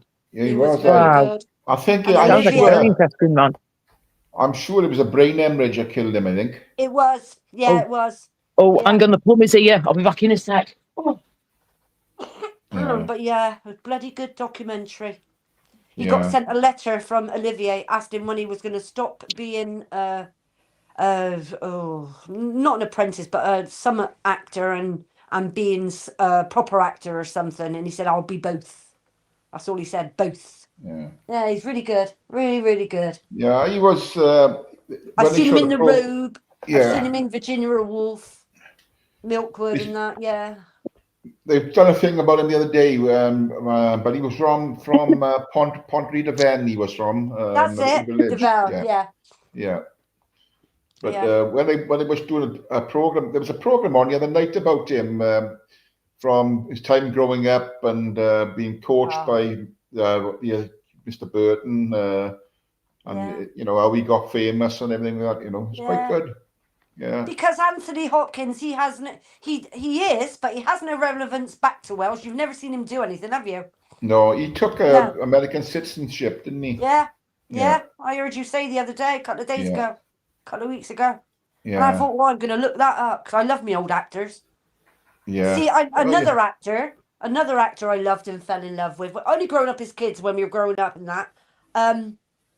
Get his name out. Ryan's daughter. What was his name? Sir. He played the cripple, the hunchback in Ryan's Daughter. Oh, I Sir can't think. John. Sir John. Oh, Gilgood. Not Gilgood, is it? No, Sir John. Oh, what's his name? Played in the old war films, Captains and Colonels. Little dapper guy. Oh, Mills. Sir John Mills. John Mills, yeah. Yeah. A.D. Mills' father, yeah. That's right. Oh, remember in Tiger thing? Yeah. Oh, there's been a few good actors that come out of Wales. You got it, Mum. See, was that not his daughter who played in that film with? Yes, it was his daughter with him. Yeah. In Ryan's Daughter, yeah, and it was Robert Mitchum. Robert Mitchum, yeah. Bloody good actors. Yeah, I bet you were named after Tyrone Powers, weren't you? I was. My granny named me after that. Yeah, he was a big guy, man, wasn't he? Yeah.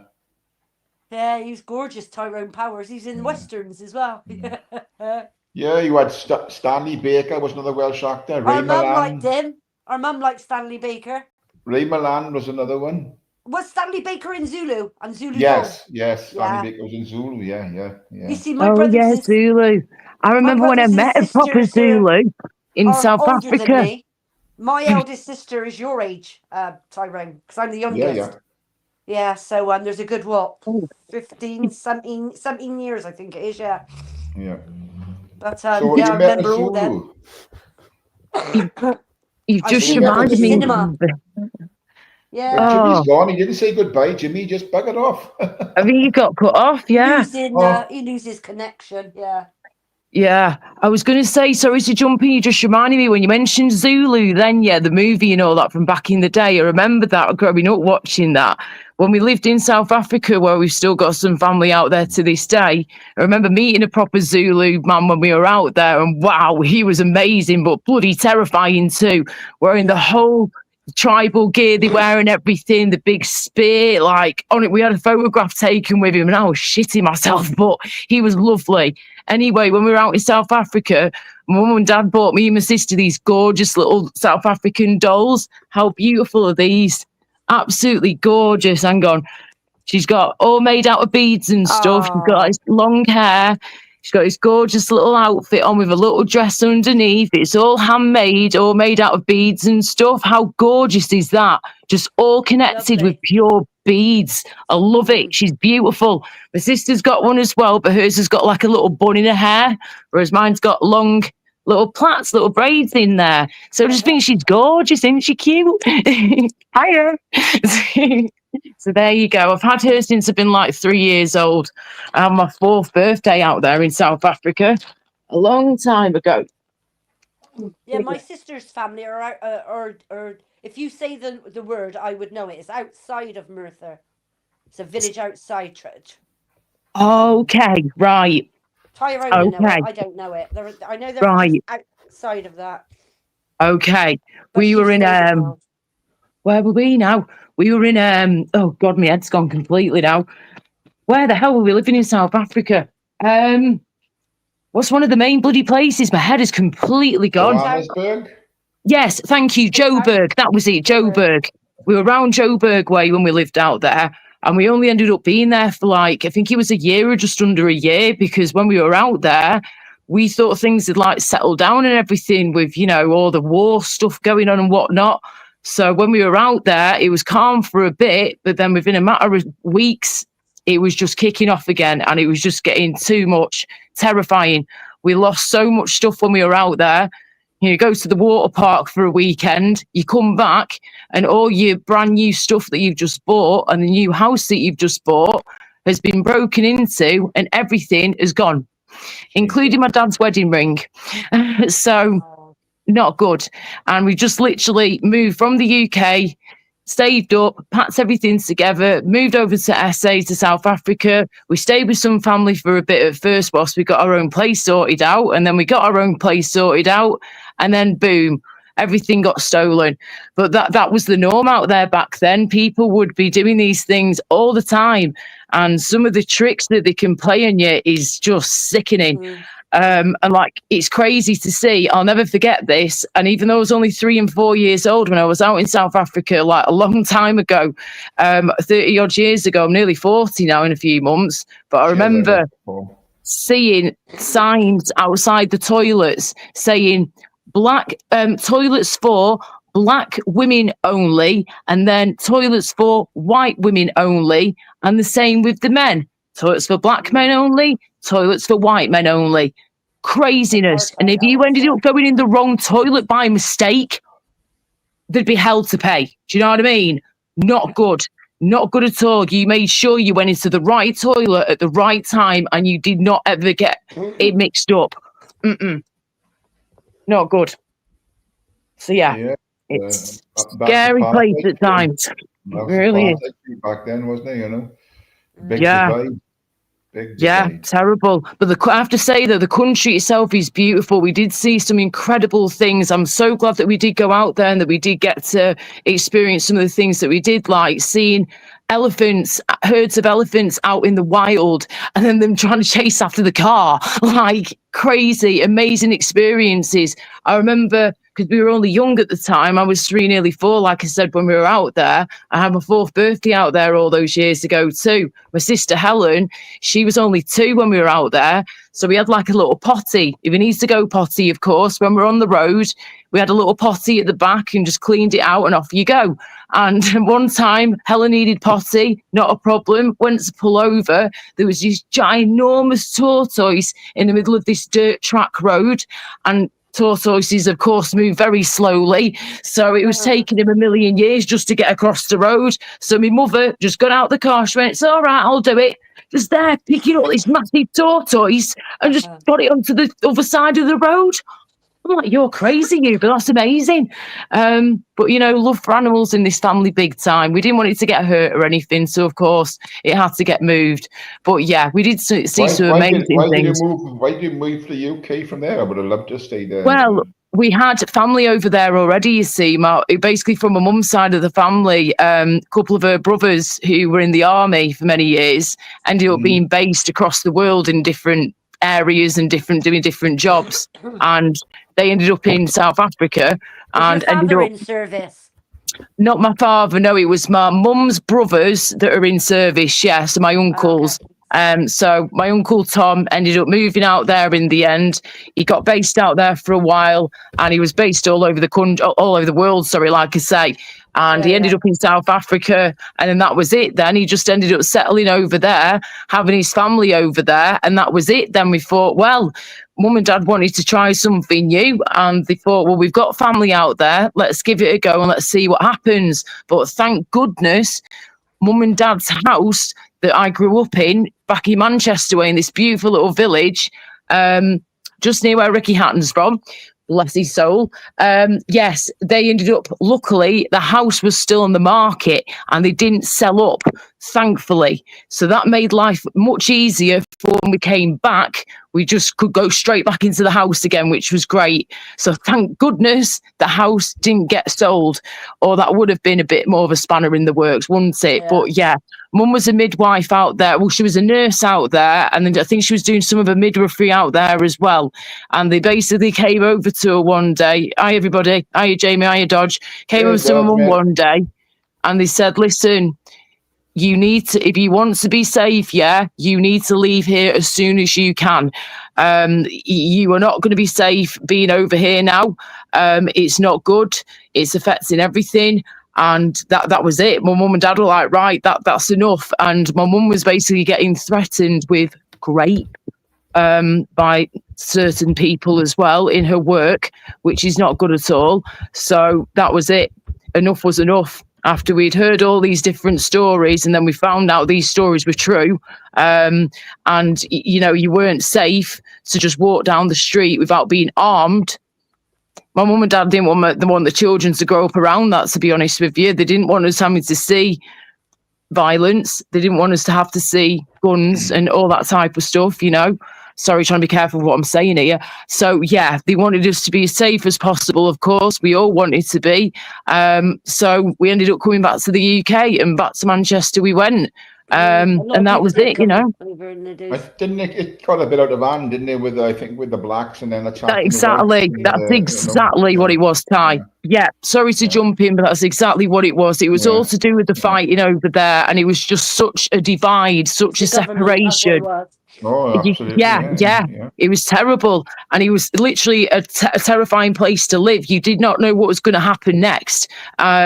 And you know, with people out there, well, some people out there, some black people will, you know, and I've got a black best mate over here, you know, he's half Jamaican, but one of the things that they will do is, and this is something that still goes on to this day, you're in South Africa, you're driving down the road in your hired car or whatever you're driving at the time.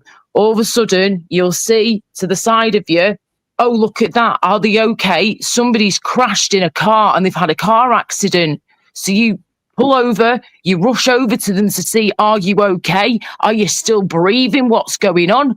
And then what do they go and do? Pull out at straight to the head, get out, we're taking your car, everything you've got, and they will drive off with your car. And they'll pretend that they've been in a car accident to get your attention, to then nick your vehicle from you or whatever they can take from you at the time. And we'll have it to threaten you with as well. So that's one of the things that still can go on to this day.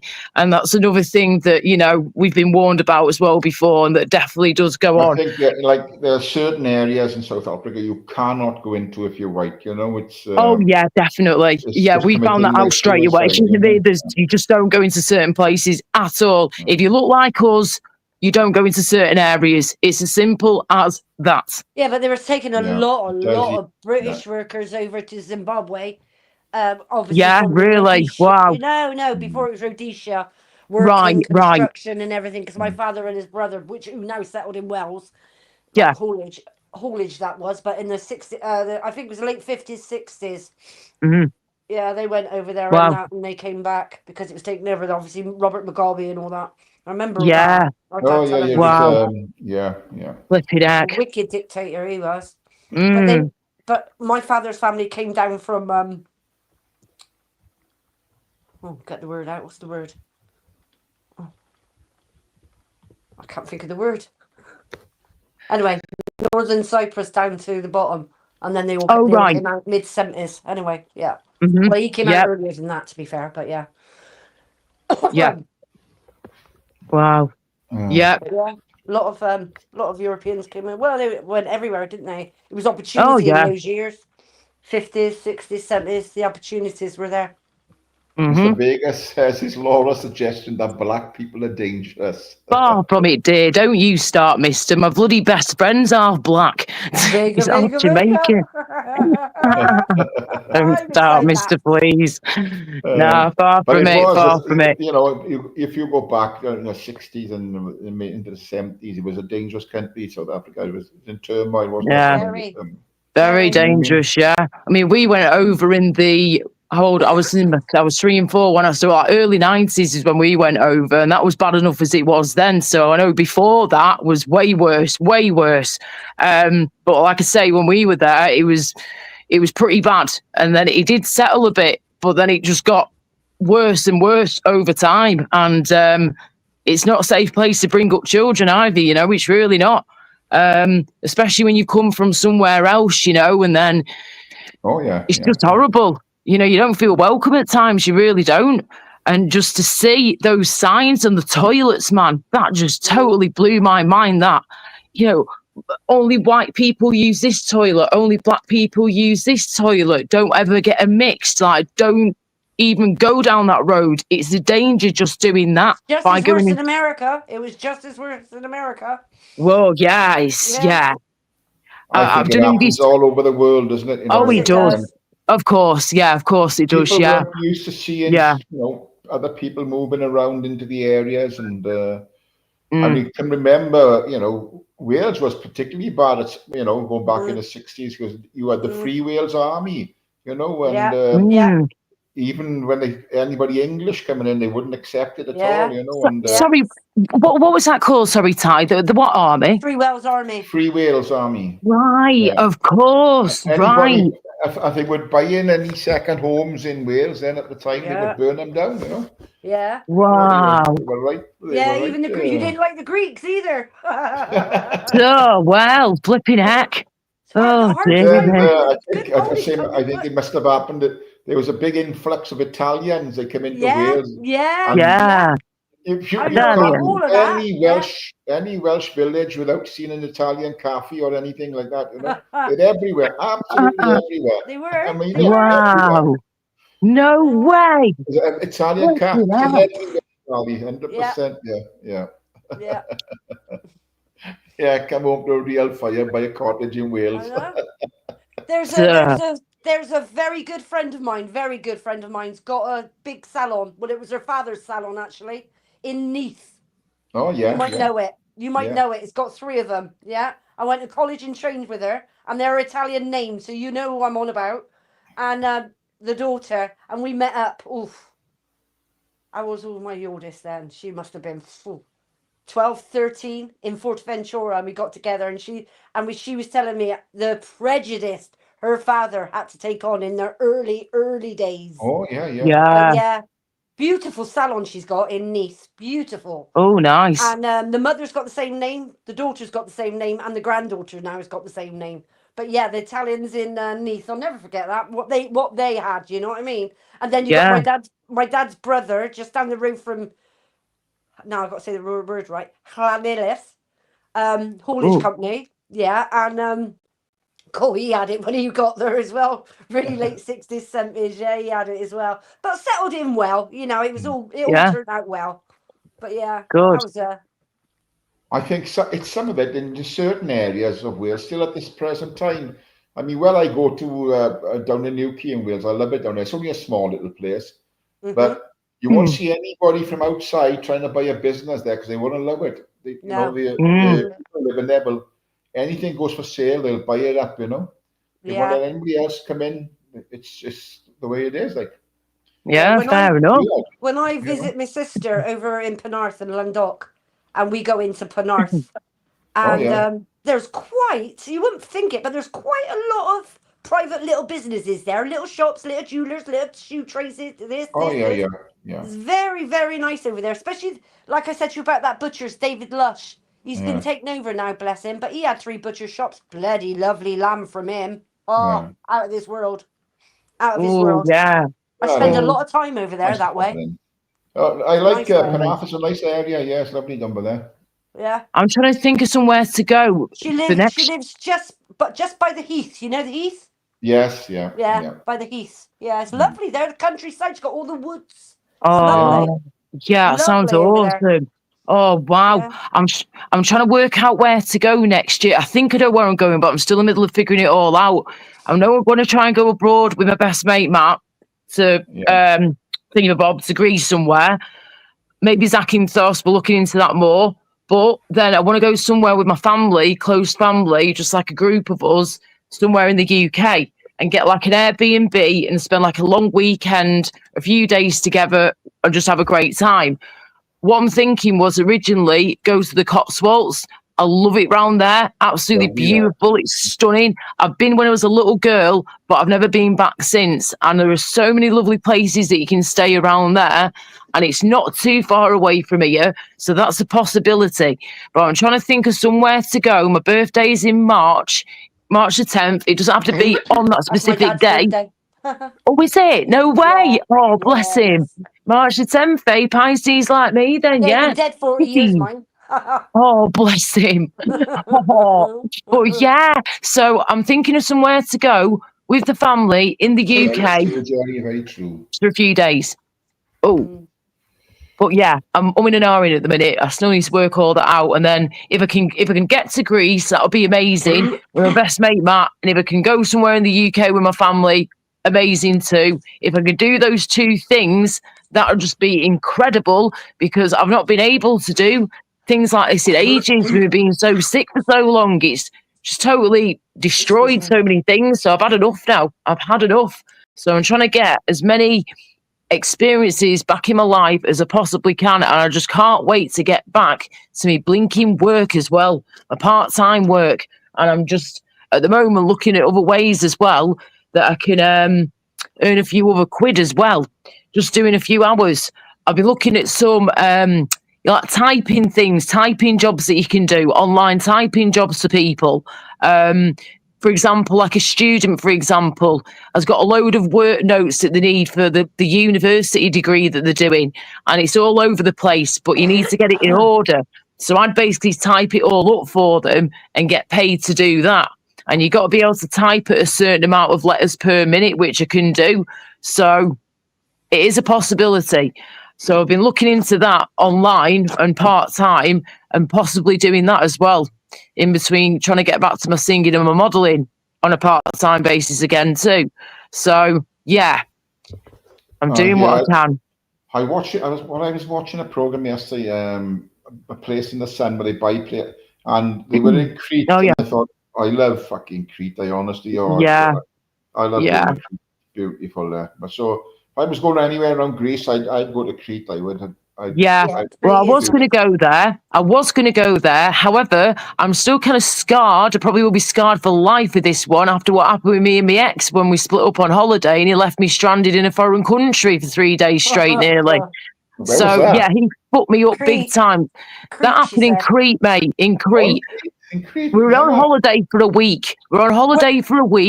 We'd been having problems as it was, and I had, as soon as we booked the flight share, you know when you get that gut feeling like, shit, something bad's going to happen?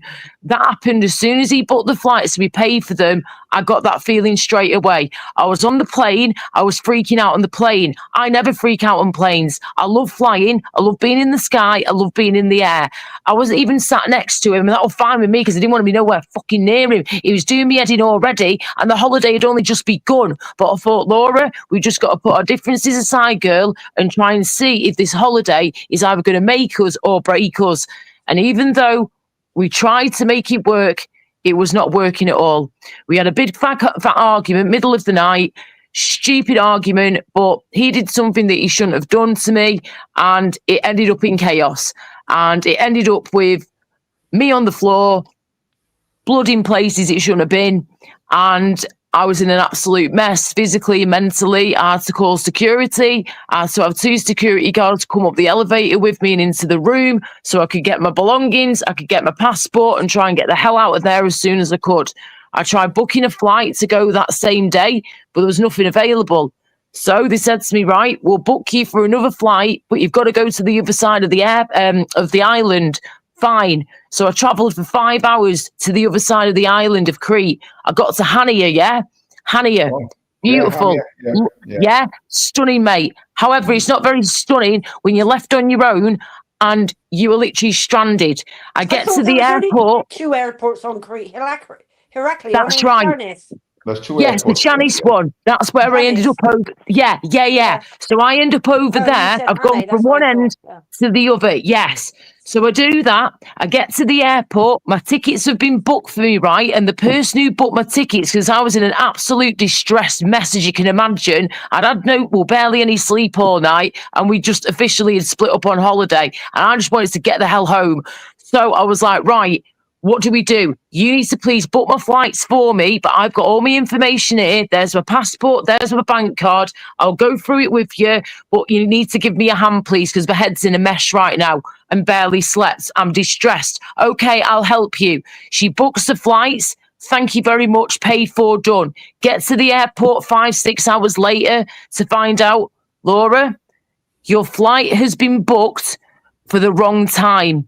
It was supposed to be booked for today, and it's been booked from a month from today. Fucking hell. Instead of putting in fucking September, mate, she put in fucking October, didn't she? You bastard. No. So I'm on my own. Hell. On my own, mate. I've got 2 phones with me, but both phones are dying of battery. I've got a few £100 left to my name that I can only get access to for a certain amount of time. And, you know, we had a shared bank account, you see, a joint bank account. So luckily, I managed to get a bit of money out of the account, but then he locked me out of it, didn't he? So I couldn't get back in. I'm like, what do I do? So at the airport, not much money left on me. Both batteries are dying on my phone, and I just broke down, mate. There was a bin outside the flipping airport, and I just went drop. I dropped to the floor, I collapsed and I broke down crying. All of a sudden, this woman, amazing woman, I call her my guardian angel, right? I can't remember her name. She's from Iceland. She got some crazy ass name, right? We just call her a guardian angel, okay? She saved my arse, seriously. I explained to her what was going on. She said, listen, you've got to trust me, okay? I promise you I will look after you. I know you don't know me from Adam, but I'm basically one of the tour guides here in Crete, okay? So what I do, I get people on my coach, on my bus, and we take them to their place where they stay in the hotel, and then that's it. We've got one space left on the coach, and your name's all over it. We've got enough room for your suitcase as well and your bags, not a problem. Get on the coach, trust me, and I'll make sure that you'll get to where you need to go and you'll be safe. I'm like, oh my God, I had to do it. I had no other option. So that was it. I get on the coach. She drops everybody else off, bless her. And then it's just me, her, and the coach driver. We get off at the final stop. Her car's just there outside the office. She properly introduced herself. She went, do you smoke? I said, yes, I do. Would you like a cigarette? Yes, I would. Thank you. We have a cigarette outside the office for 10 minutes and we have a chat. And she's like, what the hell's happened? I said, me and my fella are split up. We're having problems already, but it's gone from bad to worse. We had a big argument. It got physical. I said, he's a big guy. He's 6'5", I'm 5'3". It wasn't good, okay? I said, I don't need to go into detail, but all you need to know is that we were injured, okay? And it got really pretty bad. So I had to get out of there before it got even worse. She's like, right, has he been like this with you before? Yes, he has. What, has he abused you before? Yes, he has. Right, okay, so this is not new then. I said, no, he's done this a few times over the years. I'm his rag doll, basically. I'm his rag doll. He picks me up and plays me when he fancies it, and then he just chucks me to the side when he's had enough. I do everything I can for him, and this is what I get in return. So, in the end, she sorted me out, bless her. We managed to book another flight, but it was a few days later. And then, bless her heart and soul, she found me 2 hotels to stay at for the few nights that I was there, just down the road from where we were. So I got booked in there, got an amazing deal, stayed in some 2 beautiful places, absolutely stunning. And I had everything I needed around me and more. Everybody looked after me like I was royalty, mate. It was amazing how kind and considerate these people were. They didn't know me from Adam, complete strangers. And I literally had to put my whole life in their hands. I had to trust them big time because my family obviously weren't with me. I'd split up with my fella. His parents were there as well, just so you know, right? On the holiday with us. And of course they took his side. They weren't going to listen to a word I said. That's typical for them. They didn't even bother to make the effort to meet my family and my parents after their son had been living with us for nearly 3 years. And we'd been together for nearly 8 years. Not one time did he ever make the effort, or his family made the effort, to meet my mum and dad. After he'd been living with us rent-free for all those years as well. Kind of takes the piss a bit, that, doesn't it? So, yeah, it was really bad, really messy. And in the end, it just absolutely scarred me. And I got told as well, Laura, please do not ever leave the hotel after 8 p.m. I was like, why? They said, because that's when, where I was based in Hania at the time, just across the way, there's this beautiful little beach. And I wanted to go over and get some photos and chill and watch the sunset go down. They said, no, you're not allowed to do that. Because what happens is, because I'm a white tourist from the UK, they will clock that straight away and they will have you. They said they will grape you. In Crete, I couldn't believe it, girl, because I've been there a few times over the years. I've been safe as a house. It's been all good. They said, no. Me too. I couldn't believe it. I said, you're having a laugh. I said, I can't even pop to the shop then that's 5 minutes up the road after 8 o'clock. No. Unless someone's with you, Laura, do not leave this building unattended after 8 p.m. because I'm a white female. That is what they go for. They want your passport, they want your money, they want your phone, and then they want you as well on top. So that's what they go for. Unsafe. Never. Me too. I could. Yeah. The only place I've ever felt unsafe in the past 20 years was last year in Rome, Vatican City. I didn't feel safe there at all. Really? Wow. No, okay. Rome or Sardinia. Didn't feel safe there. Of all the places, eh? And this year in Jamaica, because we We had security on the coach and security walking around. But no, that's the only two Wow. places. Everywhere else I've been, the States, everywhere I've been, I've never felt Yeah. unsafe.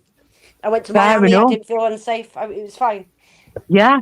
Yeah, I was all good until that happened. I couldn't believe it, what I was hearing. I was like, that I've never heard that in my life, that it's unsafe for me to go out after 8 p.m. in flipping Crete. That's crazy, mate. And it was like a dead, quiet, chilled out area as well where I was staying at the time. It was lovely. It was at the end of September time. So like all the madness had calmed down a bit more, and it was just a lovely, relaxing atmosphere, and Those it's islands just are what I warm right up needed. to the end of October, first week of November. They're still all warm.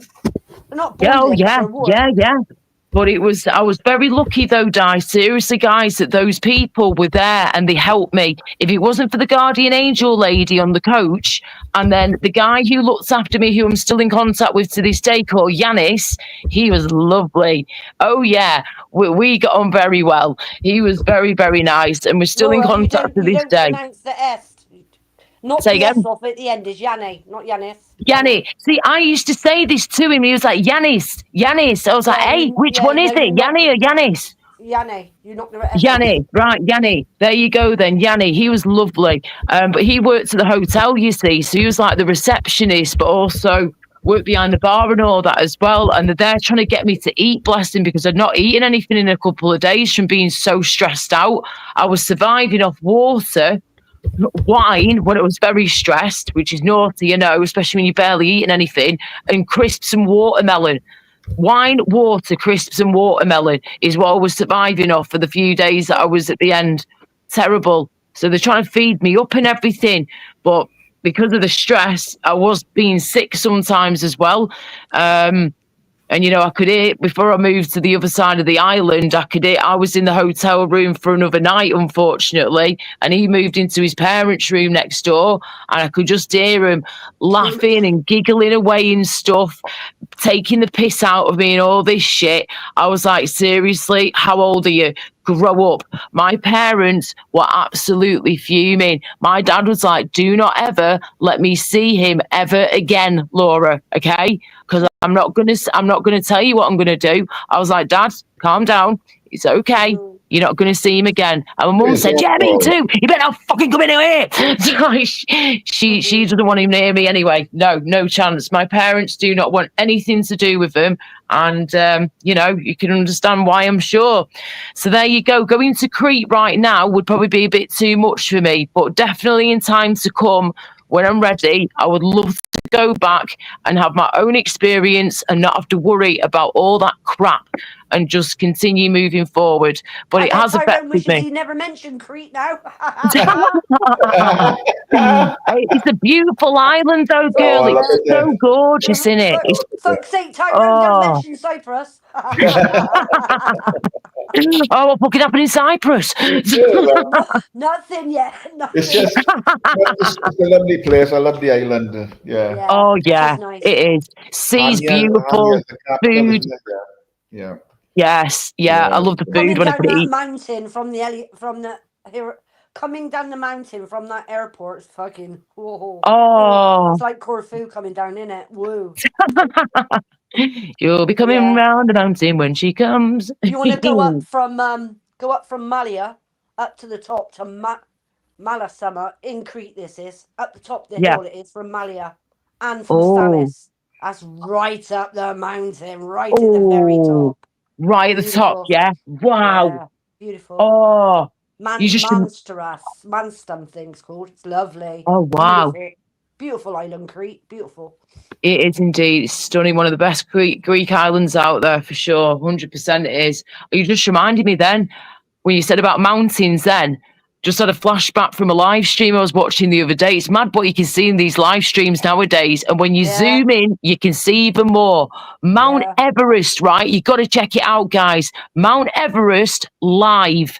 Shows you live of all the mountaineers going up there, these little dots. But if you zoom in, you can see more. And at night time, of course, they've got the lights on, which makes it much easier to track where they are going up and down the mountain.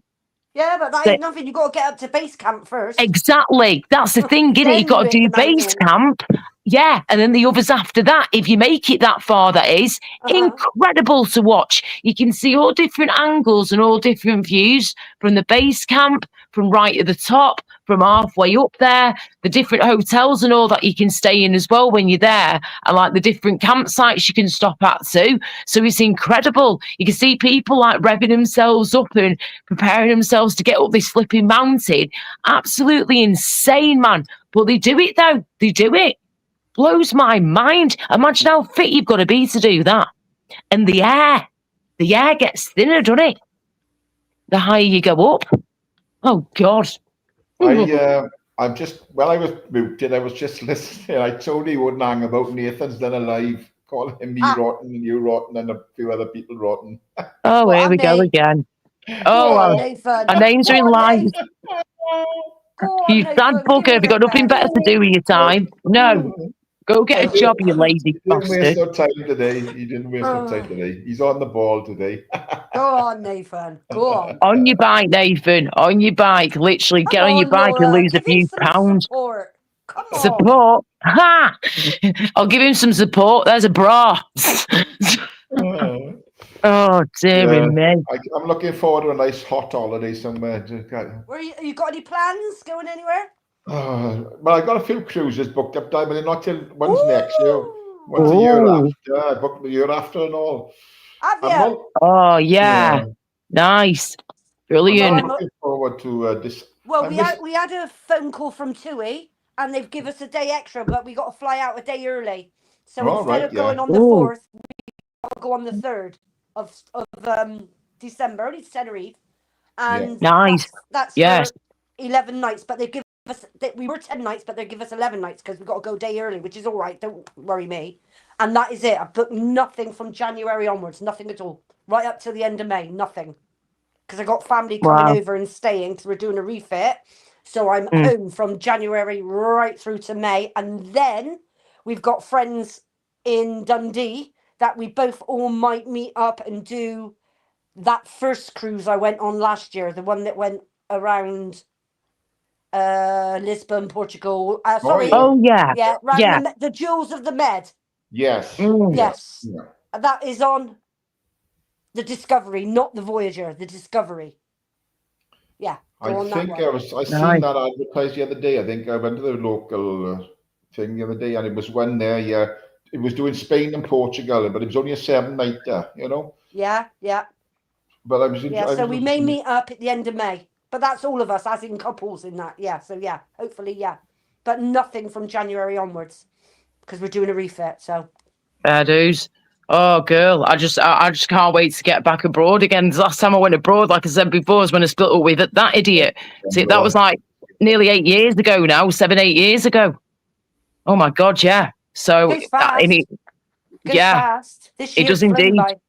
It does. So if I can go abroad next year for my 40th birthday with my best mate Matt, and I can go somewhere in the UK with my family, I'll be quite happy with that. And then one of my other friends has actually recently invited me to go somewhere else abroad as well, to Amsterdam. So I've been before, just not been in a few years. I absolutely loved it last time, but I just had the wrong footwear on.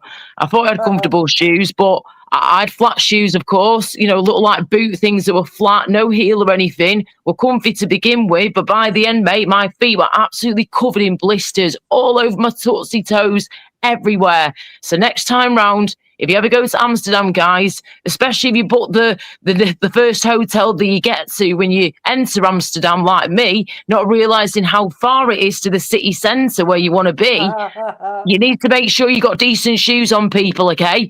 Wear good footwear. That's definitely. What everybody get.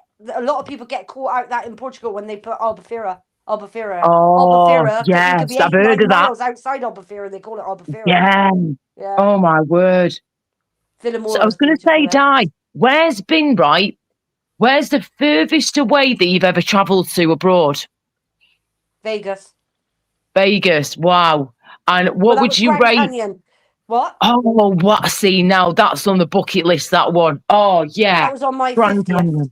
That was 50th. Wow. That was 6 years ago next week. Wow. So his birthday next week then, yeah? Next week, yeah. Oh, what day? What day? Oh, I'm not giving that out. Okay, fair enough. Well, happy birthday for next week, Di. Have an amazing time. Mwah. But yeah, Yes. where else have I been? I've been to Lake Tahoe once. That was about 2007. That was. Okay. Went up to the Horizon Hotel. Won that Nice. through a friend through Virgin. Ooh. Won that. Yeah. That was the Oh, first yeah. time I How went to the cool. States. Second Wow. time I went to the States was on my 50th with my sister, and that was in Monte Brilliant. Carlo. That was only for a week, Oh, but it was lovely, and that was British Airways. We went that way. That was lovely. brilliant. And But yeah, it was good. Went and seen a what has show. been Celine what Dion was there at the time, so yeah, it was oh lovely. wow, yes, I love it. Bro, it's one of my faves, Celine Dion. I love her. I was gonna say then, Di, what has been your worst holiday you've ever been in your whole life? Mykonos. Okay, what happened? It was a shithole. Went on the Friday, came in on the Oh, Tuesday. It was an absolute shithole. really? Oh my word. Absolute shithole. That's terrible. If you Oh, can was it like imagine really London, dirty Piccadilly, or motorbikes going round, Vespas going oh, round, scooters going round, stunk of diesel. Went in on the Friday, we oh, were back home on the Tuesday. It was a shithole. oh, that's terrible. That That was ain't it. last That's year. July the awful. 5th. Went out on July the 5th. Brother-in-law died on Sunday the 7th, and we were back home on the Tuesday. It was shit. Shittest holiday I've Wow, ever that's been on. terrible. Ever been on. Wow. Went to Wow. Turkey just, been back 6 weeks. 6 weeks I've been back. 5 weeks, 6 Yeah. weeks. It pissed down. It pissed down the first 5 days. Like Oh, this. for goodness Pissing sake. down like this. So, but Typical, eh? the second week was okay. There was food and drink there because we were all Yeah. inclusive, but it pissed down, Laura, like this. Oh, Pissing like down. he's doing right now. Yeah. Yeah. Yeah. Yeah. Typical, eh? Bloody typical. You It's should go pissing away down to at the get away moment. from it. It's like this in Tenerife at the moment. Pouring down. Oh, You know I what I think See, know? that's, somebody yeah. says it's been raining Oh, for days. Yeah, I'm going in great. 14 days. See, I love Tenerife as well. That's one of my favourites there. I But love Tenerife. unfortunately, I I got very love sick Tenerife. from It's the water lovely. out there, the buggers. I asked them not to put in their water. Please use bottled water, not your tap water. Yes, not a problem. And then they give me a slushy drink, a cocktail slushy that's mixed with their water, with the ice from their water. Me not realising this, of course, I trust the barmaid to make me the drink they promised he'd make me. I've been a barmaid for nearly 10 years of my life over the years, so I know how drinks are made and what the questions are, what you should ask the customer, and you should always listen to the customer's request, especially if they're a tourist in your country on holiday trying to celebrate their 30th birthday. Do you know what I mean? I got very sick very quick. We had to call out the flipping doctor to come and see me after vomiting for nearly 2 days straight. I was supposed to be celebrating my 30th birthday on this holiday. We're only there for a week, and I spent nearly 3 days throwing up in bed. Awful.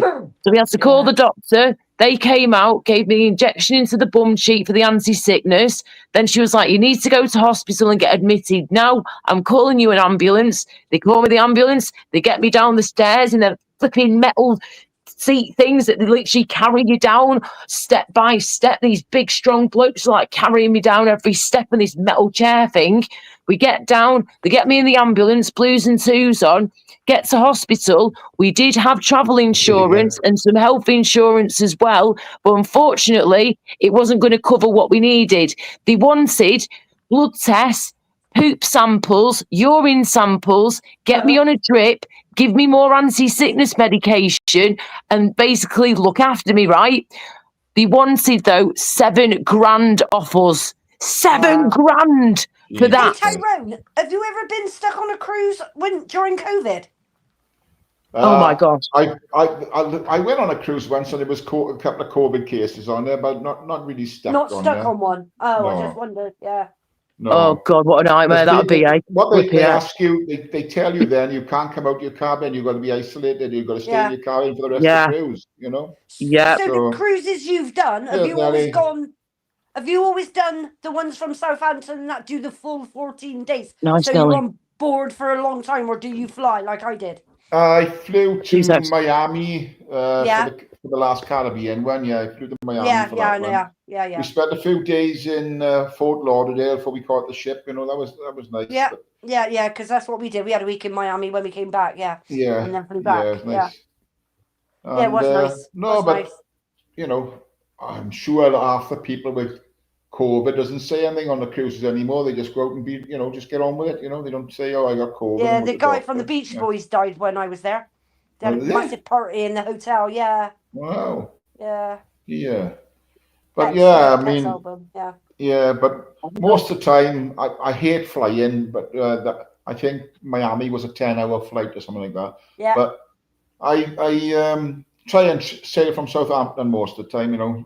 But is if that there's for the a whole 14 days? So you're like sailing 4 days, then reach a destination, and then you have your week yeah, going it's all usually right? about 3 days before you get to a first destination. Okay, Yeah, okay. yeah. Yeah. They're But very pricey now, though, aren't they? They're very pricey. I used to go with Celebrity all the time, but they've gone so expensive, Celebrity. Yeah. And they don't do balcony ships anymore to Southampton. They only do these virtual, what they call virtual balcony, with like a big window that you can actually drop down to halfway, you know, but it's not the same. Okay. I Yeah, like we to have a sit on the picture bottom. window. So I've done Celebrity. I've done, that was my go-to Celebrity, to be fair. I've done Princess. I've done P&O. I've done. You've seen those big Norwegian ones? They're big, aren't they? Yeah, well, I'm on one of those now. Is it January or December? January, I think it's or February. I'm going on a Nordic one. The Fords. Yeah. But yeah, yeah. But I've never been stuck. And if I'm bad on a ship, I don't tell anybody. I just try and get on with it, you know, or stay in the room for a couple of days in the room for a couple of days till you feel a little bit better. It's only that swell feeling. You got a feeling of swelling. Not that you've been drinking, but a whooshy feeling in your head. You feel the swell, don't you? That's it. You don't hear anything. You don't feel anything. And to be honest, I've never had a bad crossing through the Bay of Biscay. I've never had a bad crossing. Yeah. No. It can be a little bit choppy, but it's not been really too bad, you know. But even when I've sailed across in the North Sea, going from Aberdeen to the Shetlands, they say, "Oh, the North Sea is rough." I said, "I've never had a bad crossing." No. You know. Yeah. That makes sense. But there again, I always book a cabin on those because, like, it's an overnight. Yeah, it's overnight on the ferry. You know, it's. Yeah. So I always book a cabin. I don't want to sit in a chair and try and sleep in a chair overnight. No. You know. The extra few Have you ever thought of going further afield, doing the Japanese ones or the Singapore? My wife wants to do it, yeah. So I might relent. Like I said, I'm not a great flyer, but she wants to do around Thailand and different places, you know, and Singapore and all that, you know. So Jamie went from Hull to Zuckerberg. Oh, fucking hell, that was an 86. That was 86, wasn't it, Zeeburger? That's remind me of a Del Boy then. Hull to Zuckerberg. Yeah, I've been to Hull and back. Yeah. Oh dear. Yeah. I used to watch that program Booze Cruise. That used to be funny. Yeah. Well, yes. I always Can you stay remember away that? from.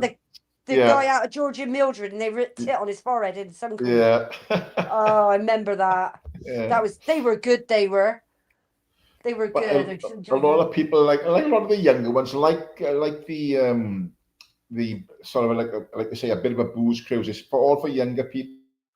But yeah, I'm not a snob by any stretch of the imagination. I'm a fucking Valleys boy, but I do like to dress up twice a week, you know, put a dinner jacket on and go to dinner properly, you know. And oh, come on, Tyrone, come on, you got to talk right. If you dress up, I would imagine your wife to be in a nice long black velvet dress. Oh yeah. You get the women that look like fucking Dunelm. Come on, it looks like curtains in there. Jesus. I had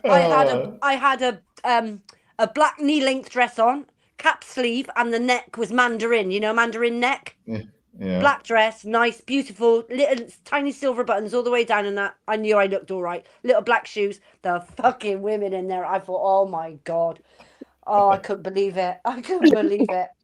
But that start again. The Discovery. That's a beautiful ship. That was a lovely ship. Very posh to me. Yeah. Didn't like the Discovery though. I thought it was quite rough. I think, I mean, so I think celebrity are the best out there when it comes to cruise liners, to be honest with you. Yeah. I follow, what's their name? Carol and Paul. They do the cruise reviews. All right. Oh yeah, They're I very follow a up few of in it. those. Yeah, Have you? yeah.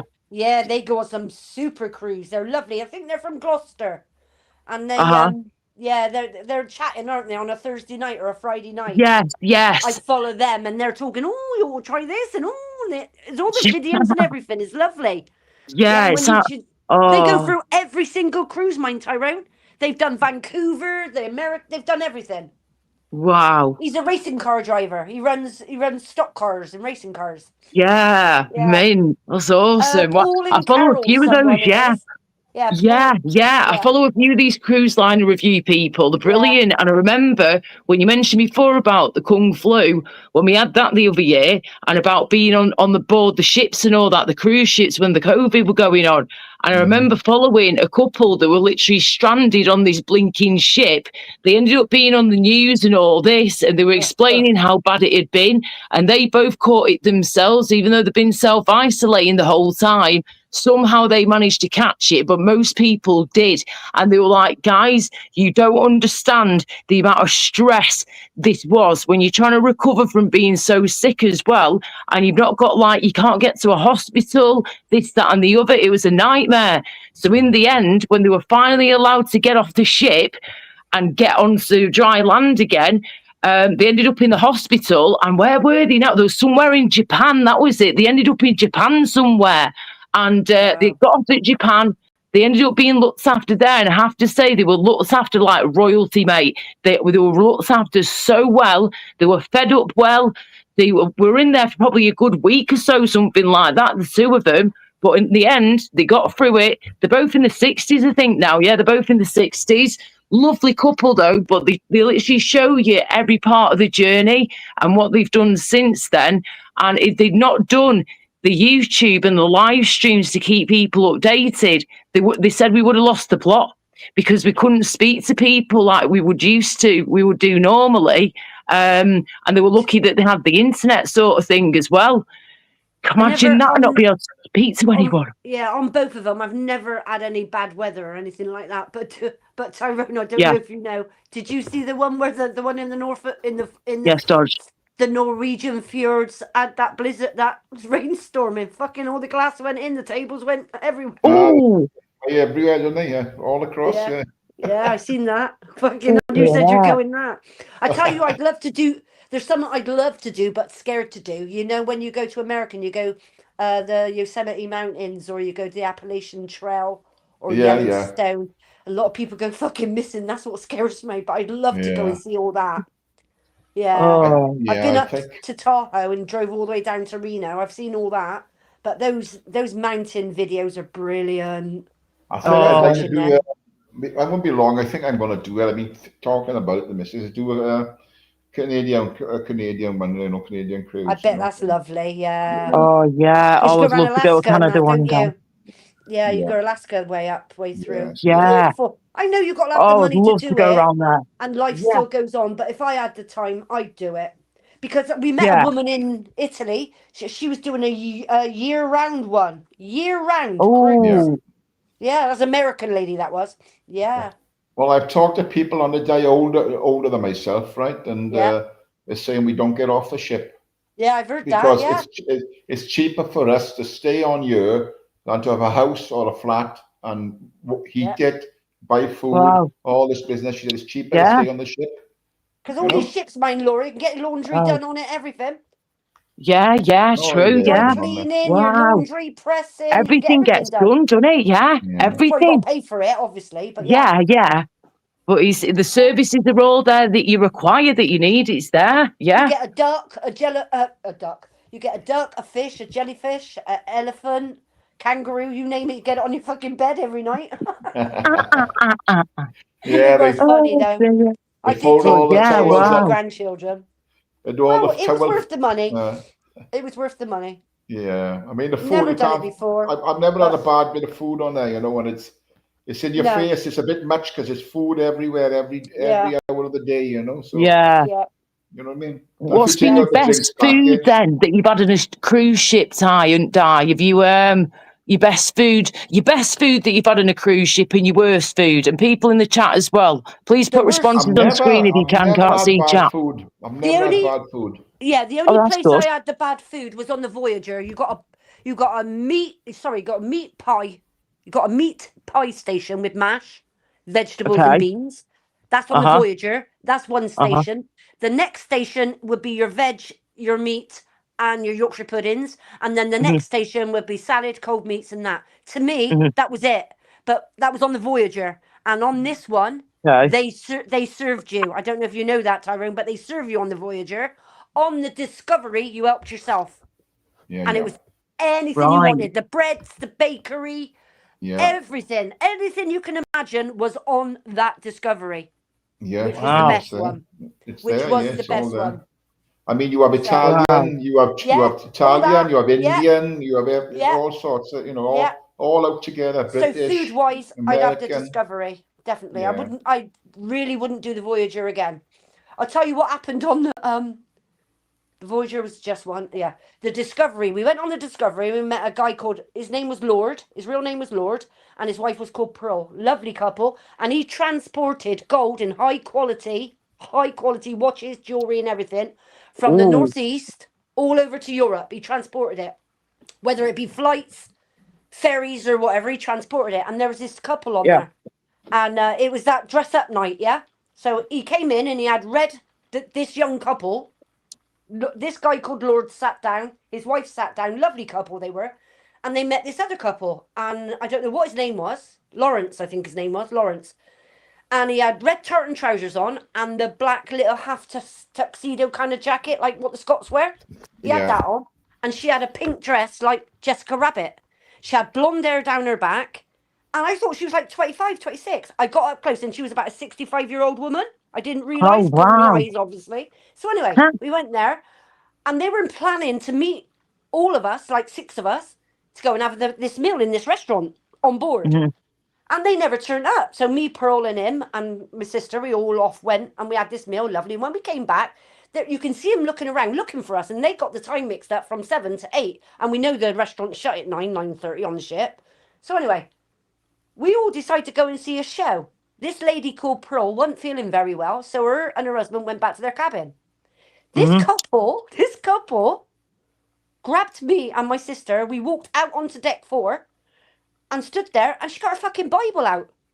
She got her fucking Bible out, and she to set us and join her in fucking prayer. I'm telling you. Me and my sister looked at each other and thought, fucking hell, Then we go up to the theatre. We go up to the theatre.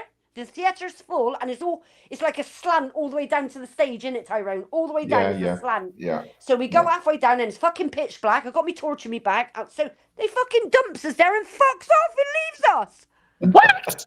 Oh my days! Sister, in the dark, me and my sister fucking crawled up this fucking auditorium place, out the door, and fucking legged it. We went right up on the top deck to the bar, the dugout, the hut or something it's called. Yeah. Oh my God. And we avoided them the rest of that. Come on, Jesus would like to cleanse you. This fucking, I said to Leslie, we're going to be fucking overboard if we don't fucking, Oh my God. My dad would react the same way, darling. He'd be like, don't be praying for me. I don't need to be prayed for. Thank you very much. Don't try and force your religion upon me. You'd be going nuts at him, mate. Never seen him for the rest of that cruise. No.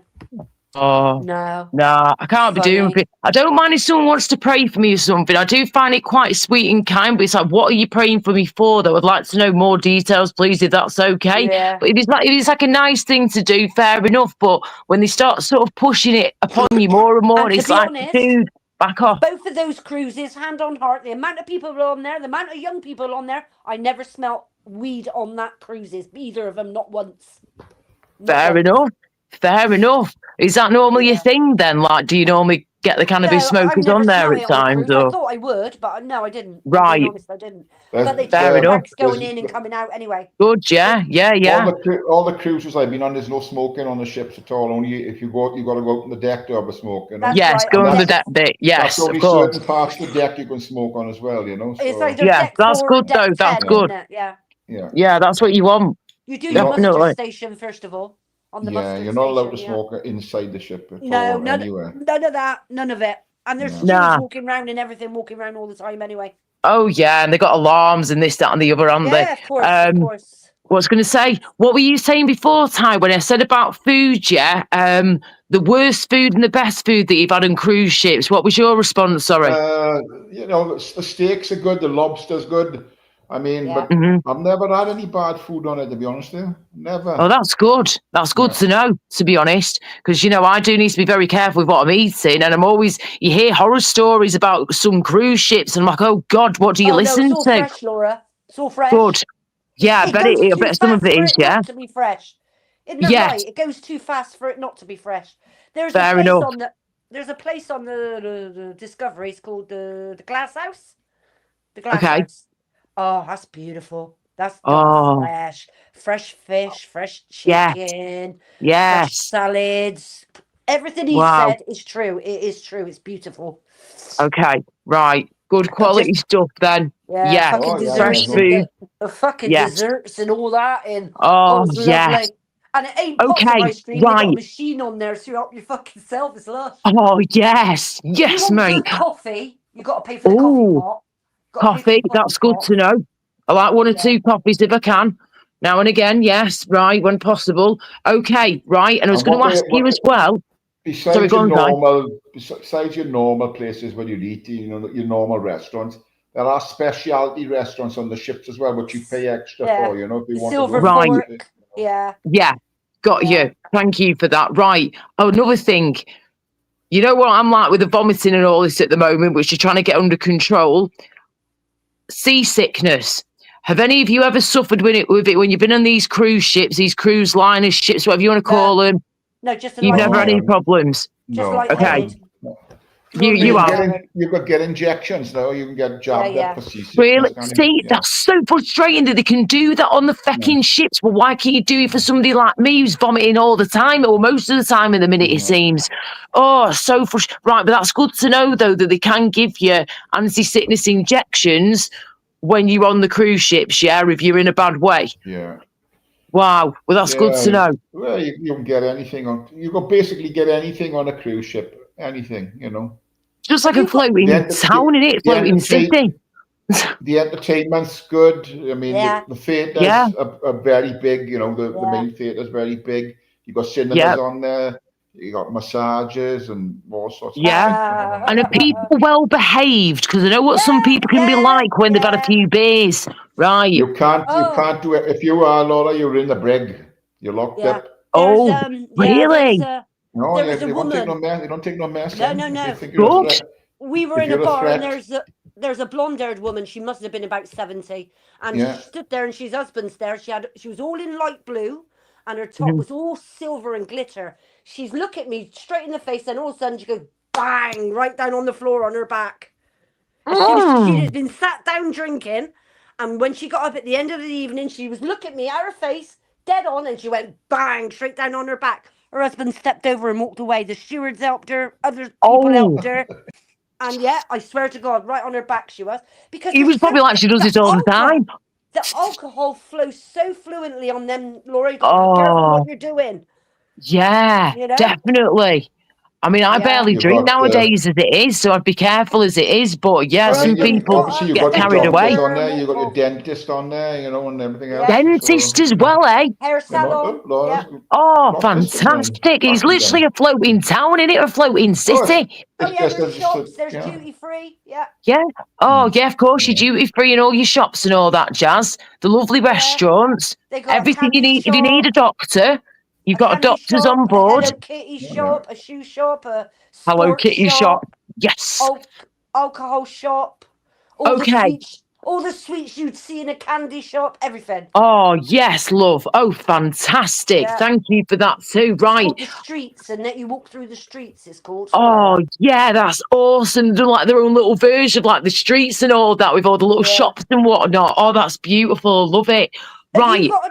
Tyrone, have you got a normal watch? Or have you got one of these Apple watches? I've got one of those, yeah, but I've got when I go out and I put a suit on, I got a Raymond Veal which I wear when I go out in the dinner suit, you know. My sister, when we go on this fucking cruise, she's got that fucking Apple Watch on. 8,000 steps, 9,000 steps walking around that fucking ship. Whoa. Oh At my the end of the day, days. she'll come back and she say, "We've done 8,950 steps. I've only been on a fucking ship." Jesus. That's how big these things are, isn't it? Got everything you need and more. Yeah, we've done about 14,000 steps around fucking Vatican City. Never a fucking You've day. got a jogging. You've got a jogging track around the. I can't remember what deck it's on. People are up there every day, fucking running around there. Like, I've heard of those. Yeah, I remember those now. All on the morning. We go up on the top deck with our coffees and that. It was lovely. I mean, the gymnasiums are fantastic, but you won't see me in the fucking gymnasium. Yeah, they got a gym there as well, Laura. They got a gym on board. Everything. Oh yeah. Right, hang on a minute. Rewind a second. What you said before, right? Ty, you mentioned, and so did you, Di, as well, about when you've been naughty, they send you to the rig or something. You said, what happens there then? You in the choking. They lock you up. They will lock you up. Yeah. So if you've had too much to drink, for example, and you've been naughty, you've done something stupid, something daft, they won't put up with that nonsense. Get in there, and that's where you're going to stay. There's a certain section on the ship at one end. It's like the chokey. They lock you in there. Yeah, they don't mess about. Only with a mattress by yourself, and then you sober up. And if you get offered a port and they say you've got to be back at a certain time, if you're not back, they're gone and you're left behind. That's another thing I was going to ask you. You've got to be on the ball with your time, haven't you? Make sure you're time efficient. Yes. So you imagine 5,500, 6,000 people. Let's just say on that ship. Again, I want to come from. Right. Hello. So if you're on that ship, right, and it gets to, let's remember, every time you go there, they'll give you one call for every deck. That's your mustard station. So a mustard station is where everybody attends. There's a lady comes up with you. She's got a gun in her hand and she'll beep your card. That's it. You can go back to your room. That's it. She knows you're on board, right? Okay. So every time you get off that ship, you go down to level 2, deck 2, out through the foyer. They put a runner out, and as you go past, they beep you. You're off, right? Then you get back on. They beep you, and you're back on again. Now, at the end of the day, when everyone's on by 6 o'clock, that ship's leaving at 7. They'll have a board in front of them that 8 people haven't got back on. They know your name, your cabin room, everything. Yeah. And then you'll hear the call out. We are waiting because da-da-da-da-da-da-da-da-da. It's not on board. We are waiting for, and da-da-da, yeah.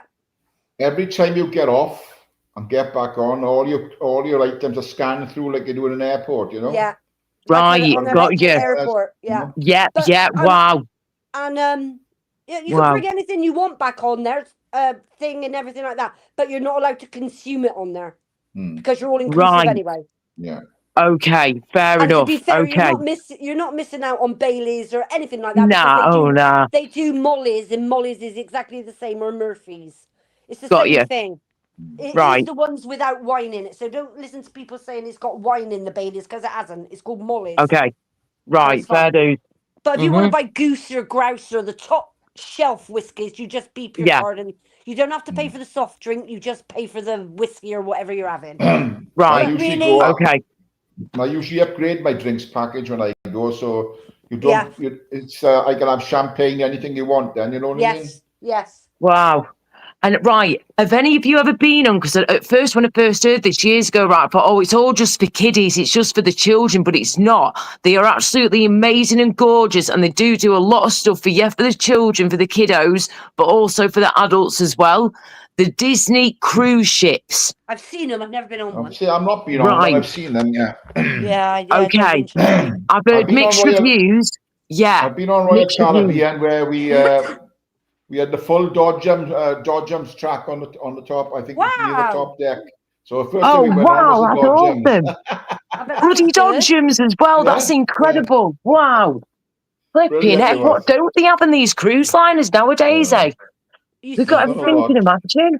From next year, if obviously I'll go away after 6 months, but from next year onwards, I would say right up until my granddaughter is 6. She's only 2 at the moment. Yeah. And if I wanted to do Disney, I'd go to Florida. Yeah. If you're going to do it, go with Florida. Definitely, 100% agree there. 5 or 6 with my daughter in that. Yeah. To know she'd enjoy it at that age. Yeah, remember it more, enjoy it more. I wouldn't do Paris or anything like that. They're supposed to be doing one in the UK, aren't they? at Disneyland Yes, in the I've UK. heard rumours about this. Yes, I But have no, indeed. if I did it, I'd do it big. Yeah. Yeah, defo. But there you go. You go if you're going to do it, go big or go home in it with things like that. Definitely. If Yeah, you, it's all an Di, experience for if you sure. try celebrity, Di, you'll see a difference in class between the other ships and celebrity. Would I? Yes, Yeah. yeah. It's I it's a do. little bit more expensive, but it's well worth it. It's a little bit more upmarket. I than the don't other mind that cruise because ships. it gives me a year to save up. Do you see what I'm Yeah. saying? Yeah, it's the To pay time to for save it. up. Yes.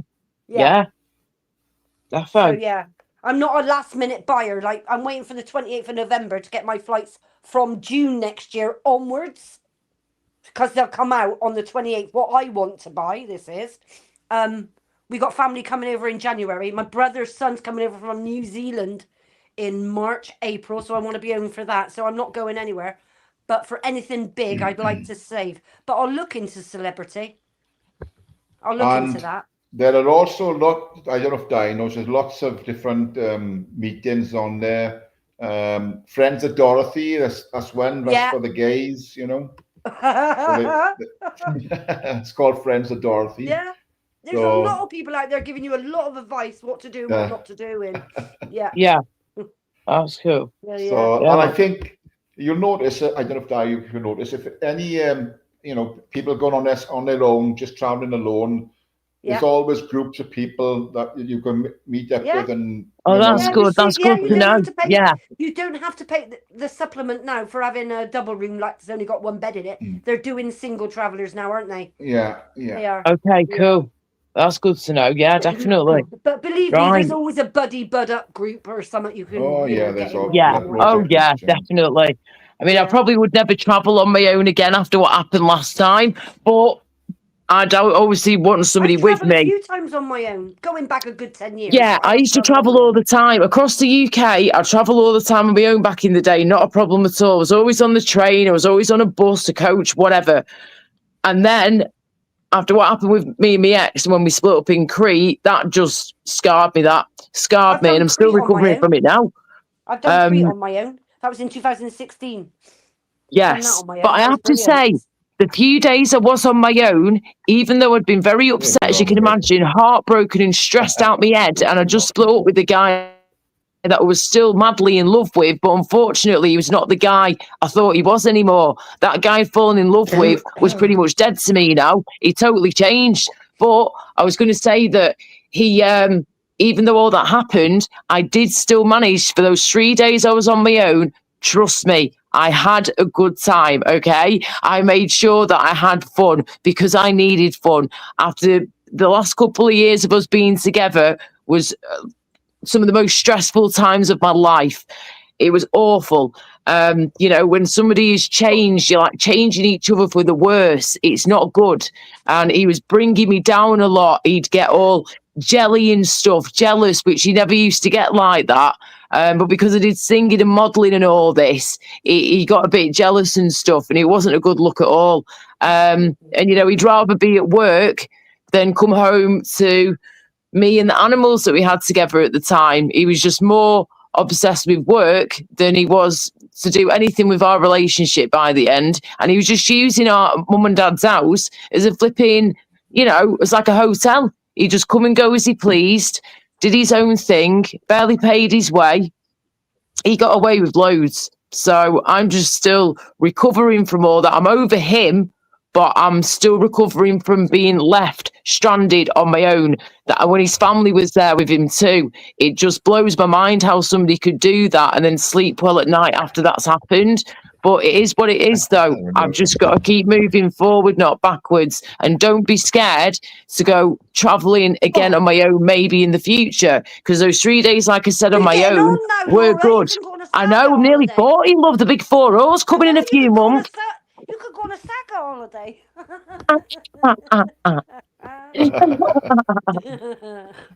You cheeky little monkey. Hey, I tell you what, do they do like these swinging cruises as well? Oh, or am I hearing hearing one that? of those yet? Fucking hell. Not yet. Won't catch me in one of those, I'm afraid, love. No, I not tell you today. what, a big dream would be lovely to go on a guided tour across Australia. I'd love to Oh, get a travelling yeah. companion. Oh, yes. Yeah, Australia my would be sister. I don't lovely. think my friend wouldn't go that far. My sister would. Well, she might. She'd go to New Zealand, but I don't think she'd go Australia. But I would. I'd love to do Right. that. Yeah. Yeah. Go from on a one ship, side to then? the other. Mhm. On a ship?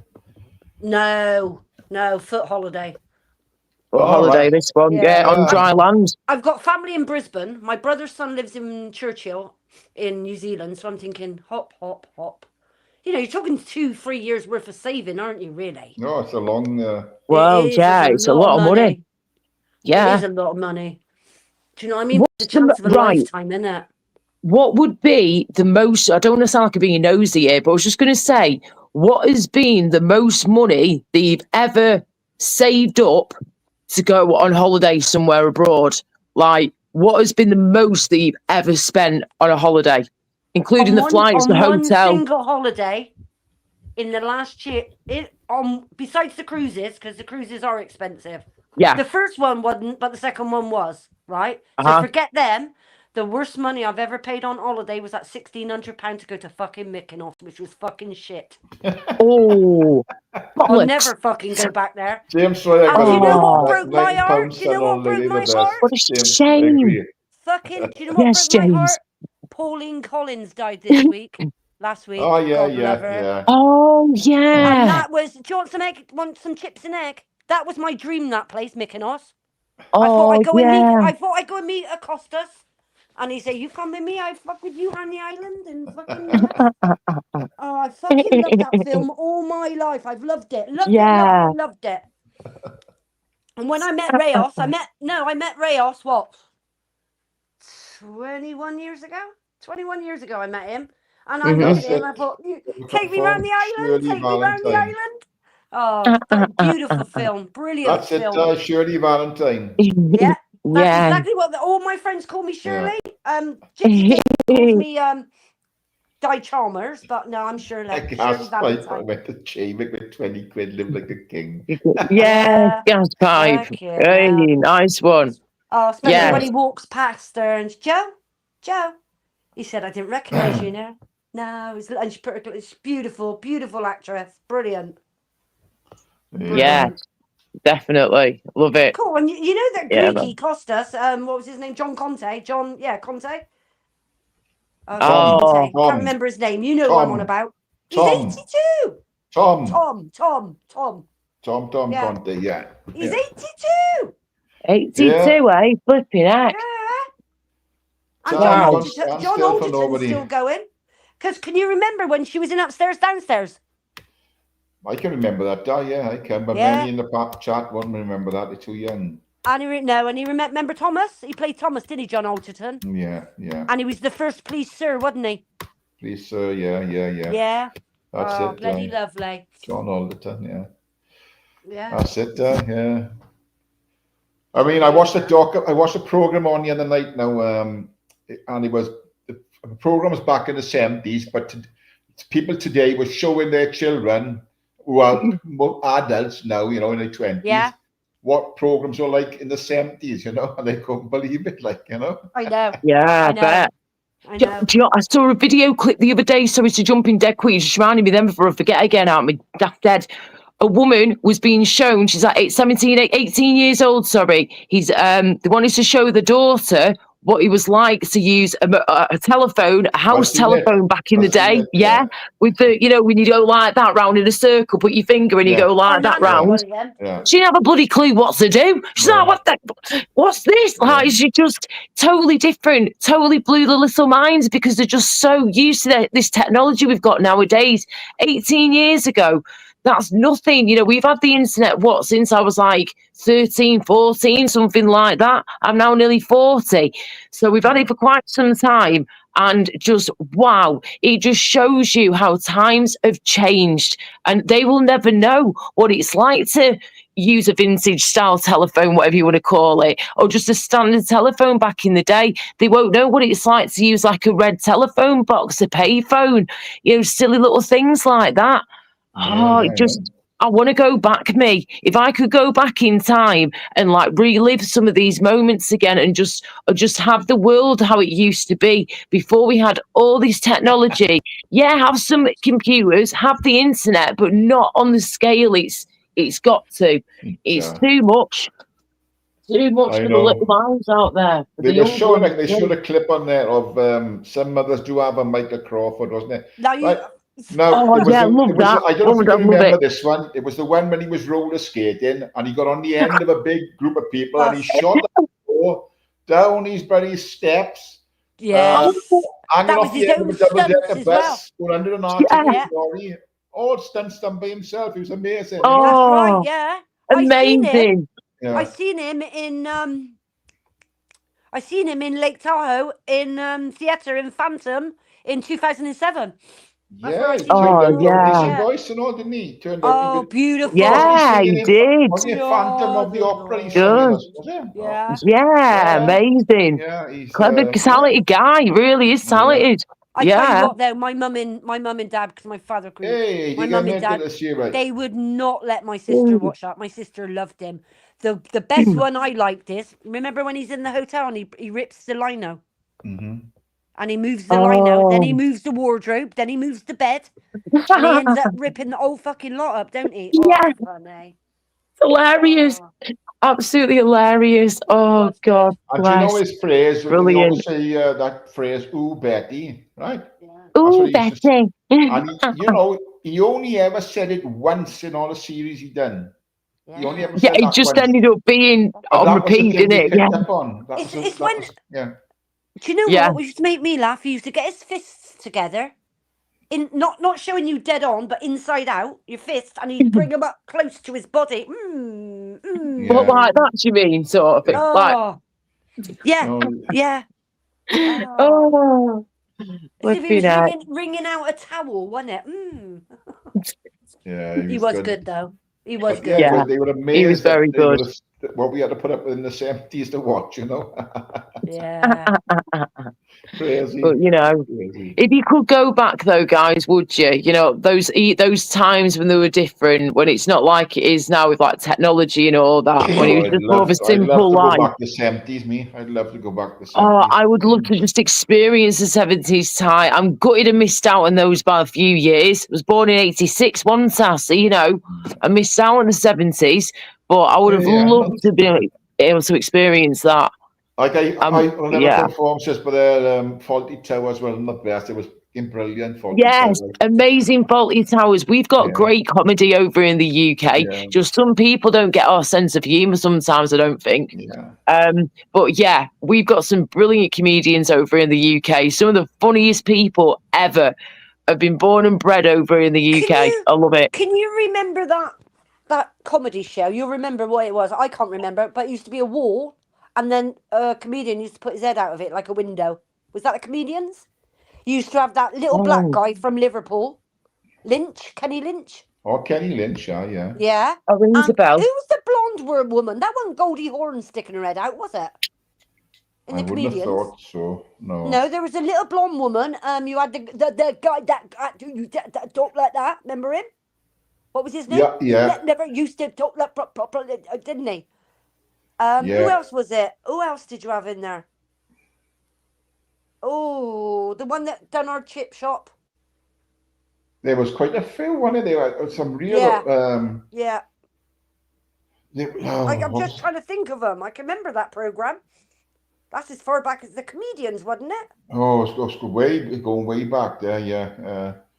There was quite a In few. the 70s, 78, 79 it was.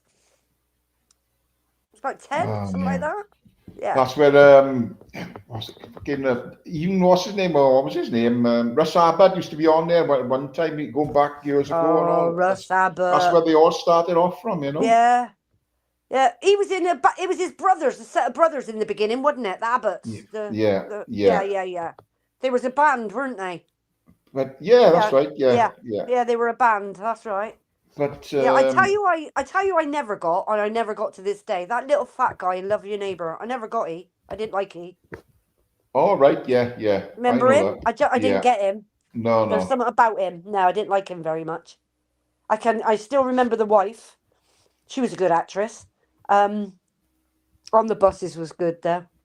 Fucking On the hell. buses. Oh, I fucking loved On the Buses. I fucking loved it. Oh, poor old Reg. The Carry On ones are pretty funny. Yeah. Remember the Carry On ones? Yeah. Yeah. And Mike Reed. Remember Mike Reed? Run around. Mike Reed. Oh. Yeah. Oh. All the comedians back then. It was a Decent few guys. like. Excuse me. Gosh, you are still pretty chesty, aren't you, Di? Have you tried Yeah. like any hot honey and lemon or hot toddies or anything like that? Well, Laura, I'll tell you the truth. I brought back 5 limes from Turkey. And guess what they Yeah. are?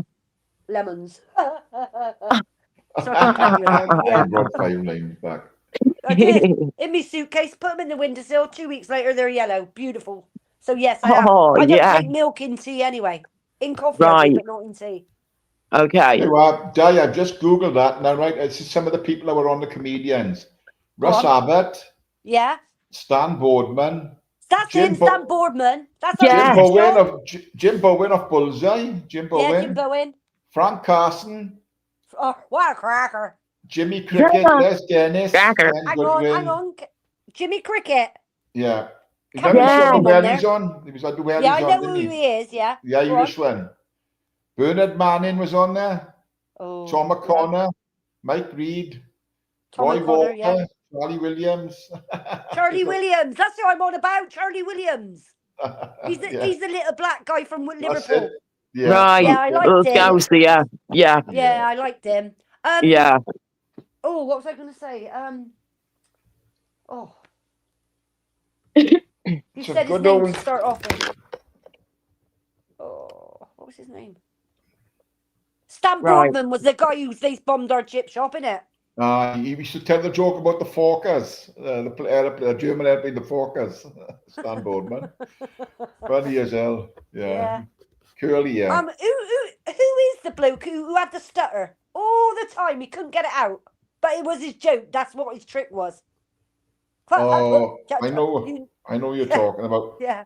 I can't think Oh, of I his tell freaking you what, name. though.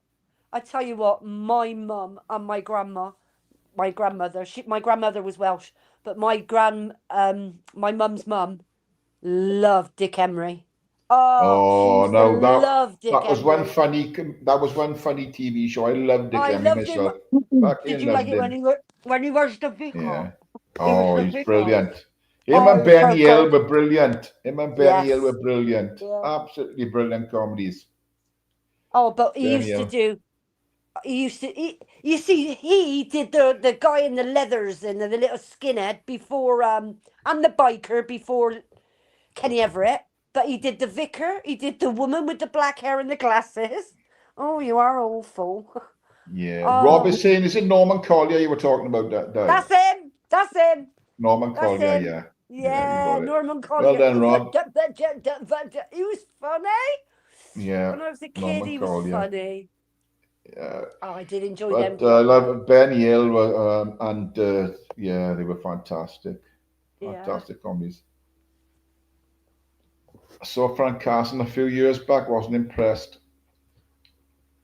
I saw was Cannonball down around Caravan Park, or going back a good few years ago. Yeah. Yeah. Never liked them on TV, but when they come down there, they were absolutely brilliant. Gotta say. Yeah. Never I seen them thought live. they were good in the beginning, the very, very beginning, when he used to argue with someone in the audience. I used to love that. It used to make me laugh. And another great sketch show was almost Freddie Starr, you know? Oh, God. Oh, fucking laugh at him. If you've seen it on there now, when he does, it's all over YouTube, but he does an audience with him. There's a song, Vincent, you know, sing it. He said, I'm singing it live, and it's such a funny sketch. Absolutely brilliant. Did you ever see him when he used to go on Des O'Connor? He's a bugger. Oh, he used to shit himself, didn't he? The same as with that bloke with fucking emu. He used to shit himself, didn't he? Oh, yeah, the emu. Yeah, Rodell, that was one. But he fell off a fucking roof, didn't he? Yeah, apparently Freddie Starr died of pauper in Spain. He did in Spain, and one of his fans brought him home and buried him. Yeah. Yeah. All the God money he love must have him. earned in his career, and he died of Yeah, he pauper. had bad advice, didn't he? God love Yeah. him. Yeah. Oh, They bless tried to him. do that Operation U-Tree on him and didn't have no shit at all. Mm. No shit at Oh, all. He was a you decent heck. bloke. Did you Yeah, see it at that's Audience it. with Freddie Starr when he threw the fucking maggots on fucking Faith Brown? He threw the Ooh. maggots in the audience. Google Chrome says they Oh. tried to destroy Freddie Oh, I Starr didn't when know cancer that. was rampant. Yeah, I seen him do an interview, Google Chrome. He done it with Michael Parkson, I think, and he was telling them why.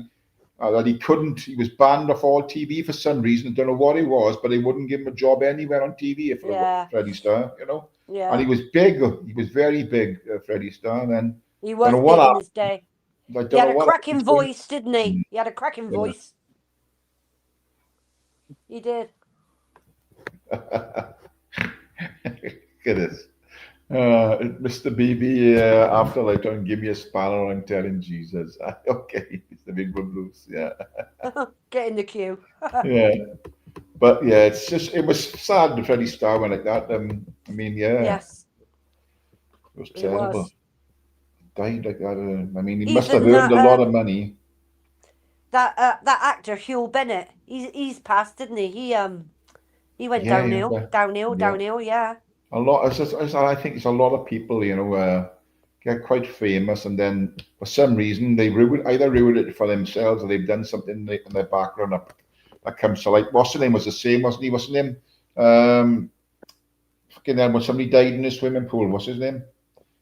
Oh, shit. What's his face? Barrymore.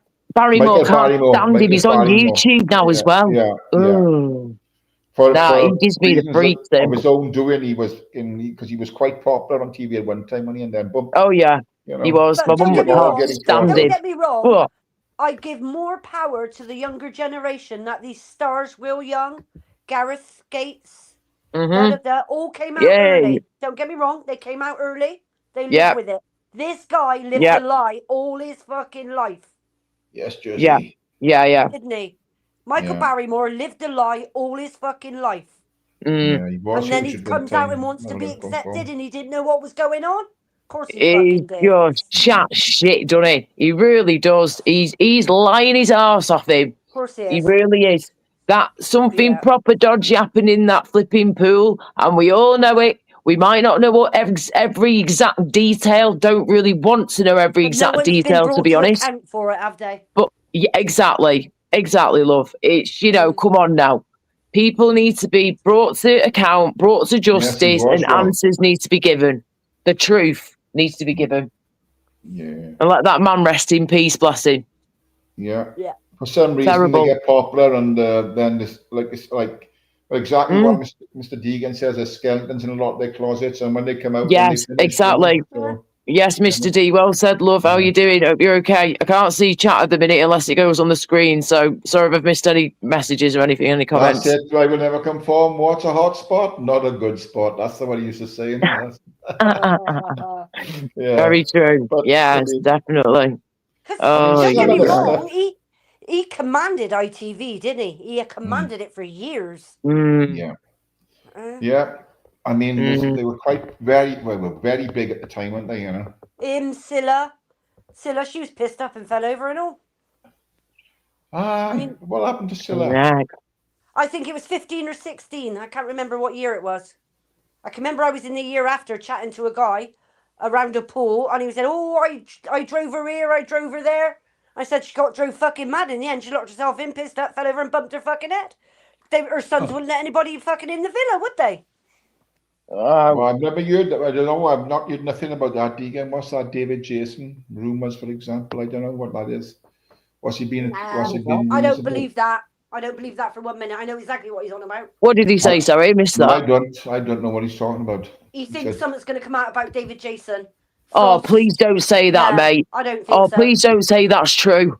Oh, no. I thought he was really lovely, him. Everyone loves him. All right, if he wants to go that far, we're all waiting for Chris Tarrant as well.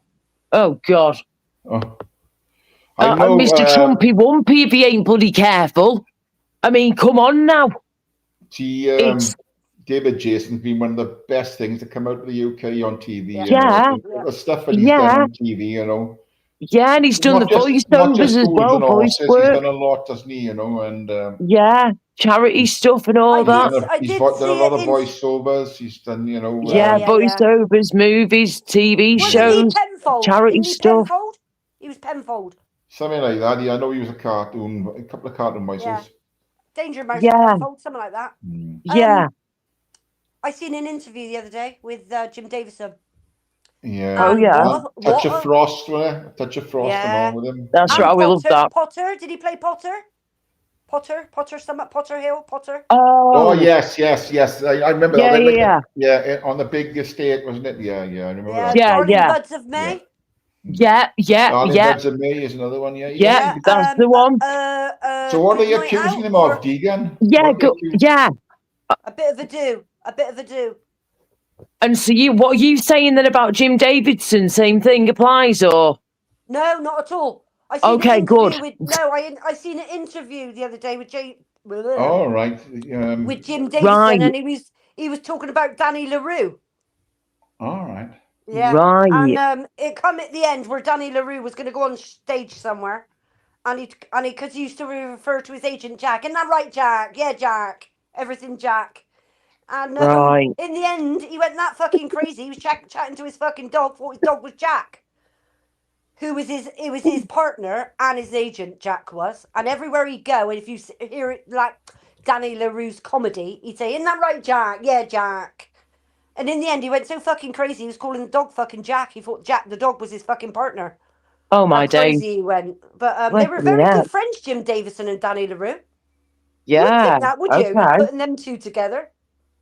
No. Well, I was reading what Dee said before, something to do with the BBC or something. I just missed the comment. I just saw a brief second of it, and then it went. It's just it's a cesspit of pervs. That's what BBC is. Yeah. Well, yeah, it seems to be that way, doesn't it? At the minute, it really flipping does. But what worries me, right? You know, all this stuff that's going to be coming out even more soon with all these Epstein file things, right?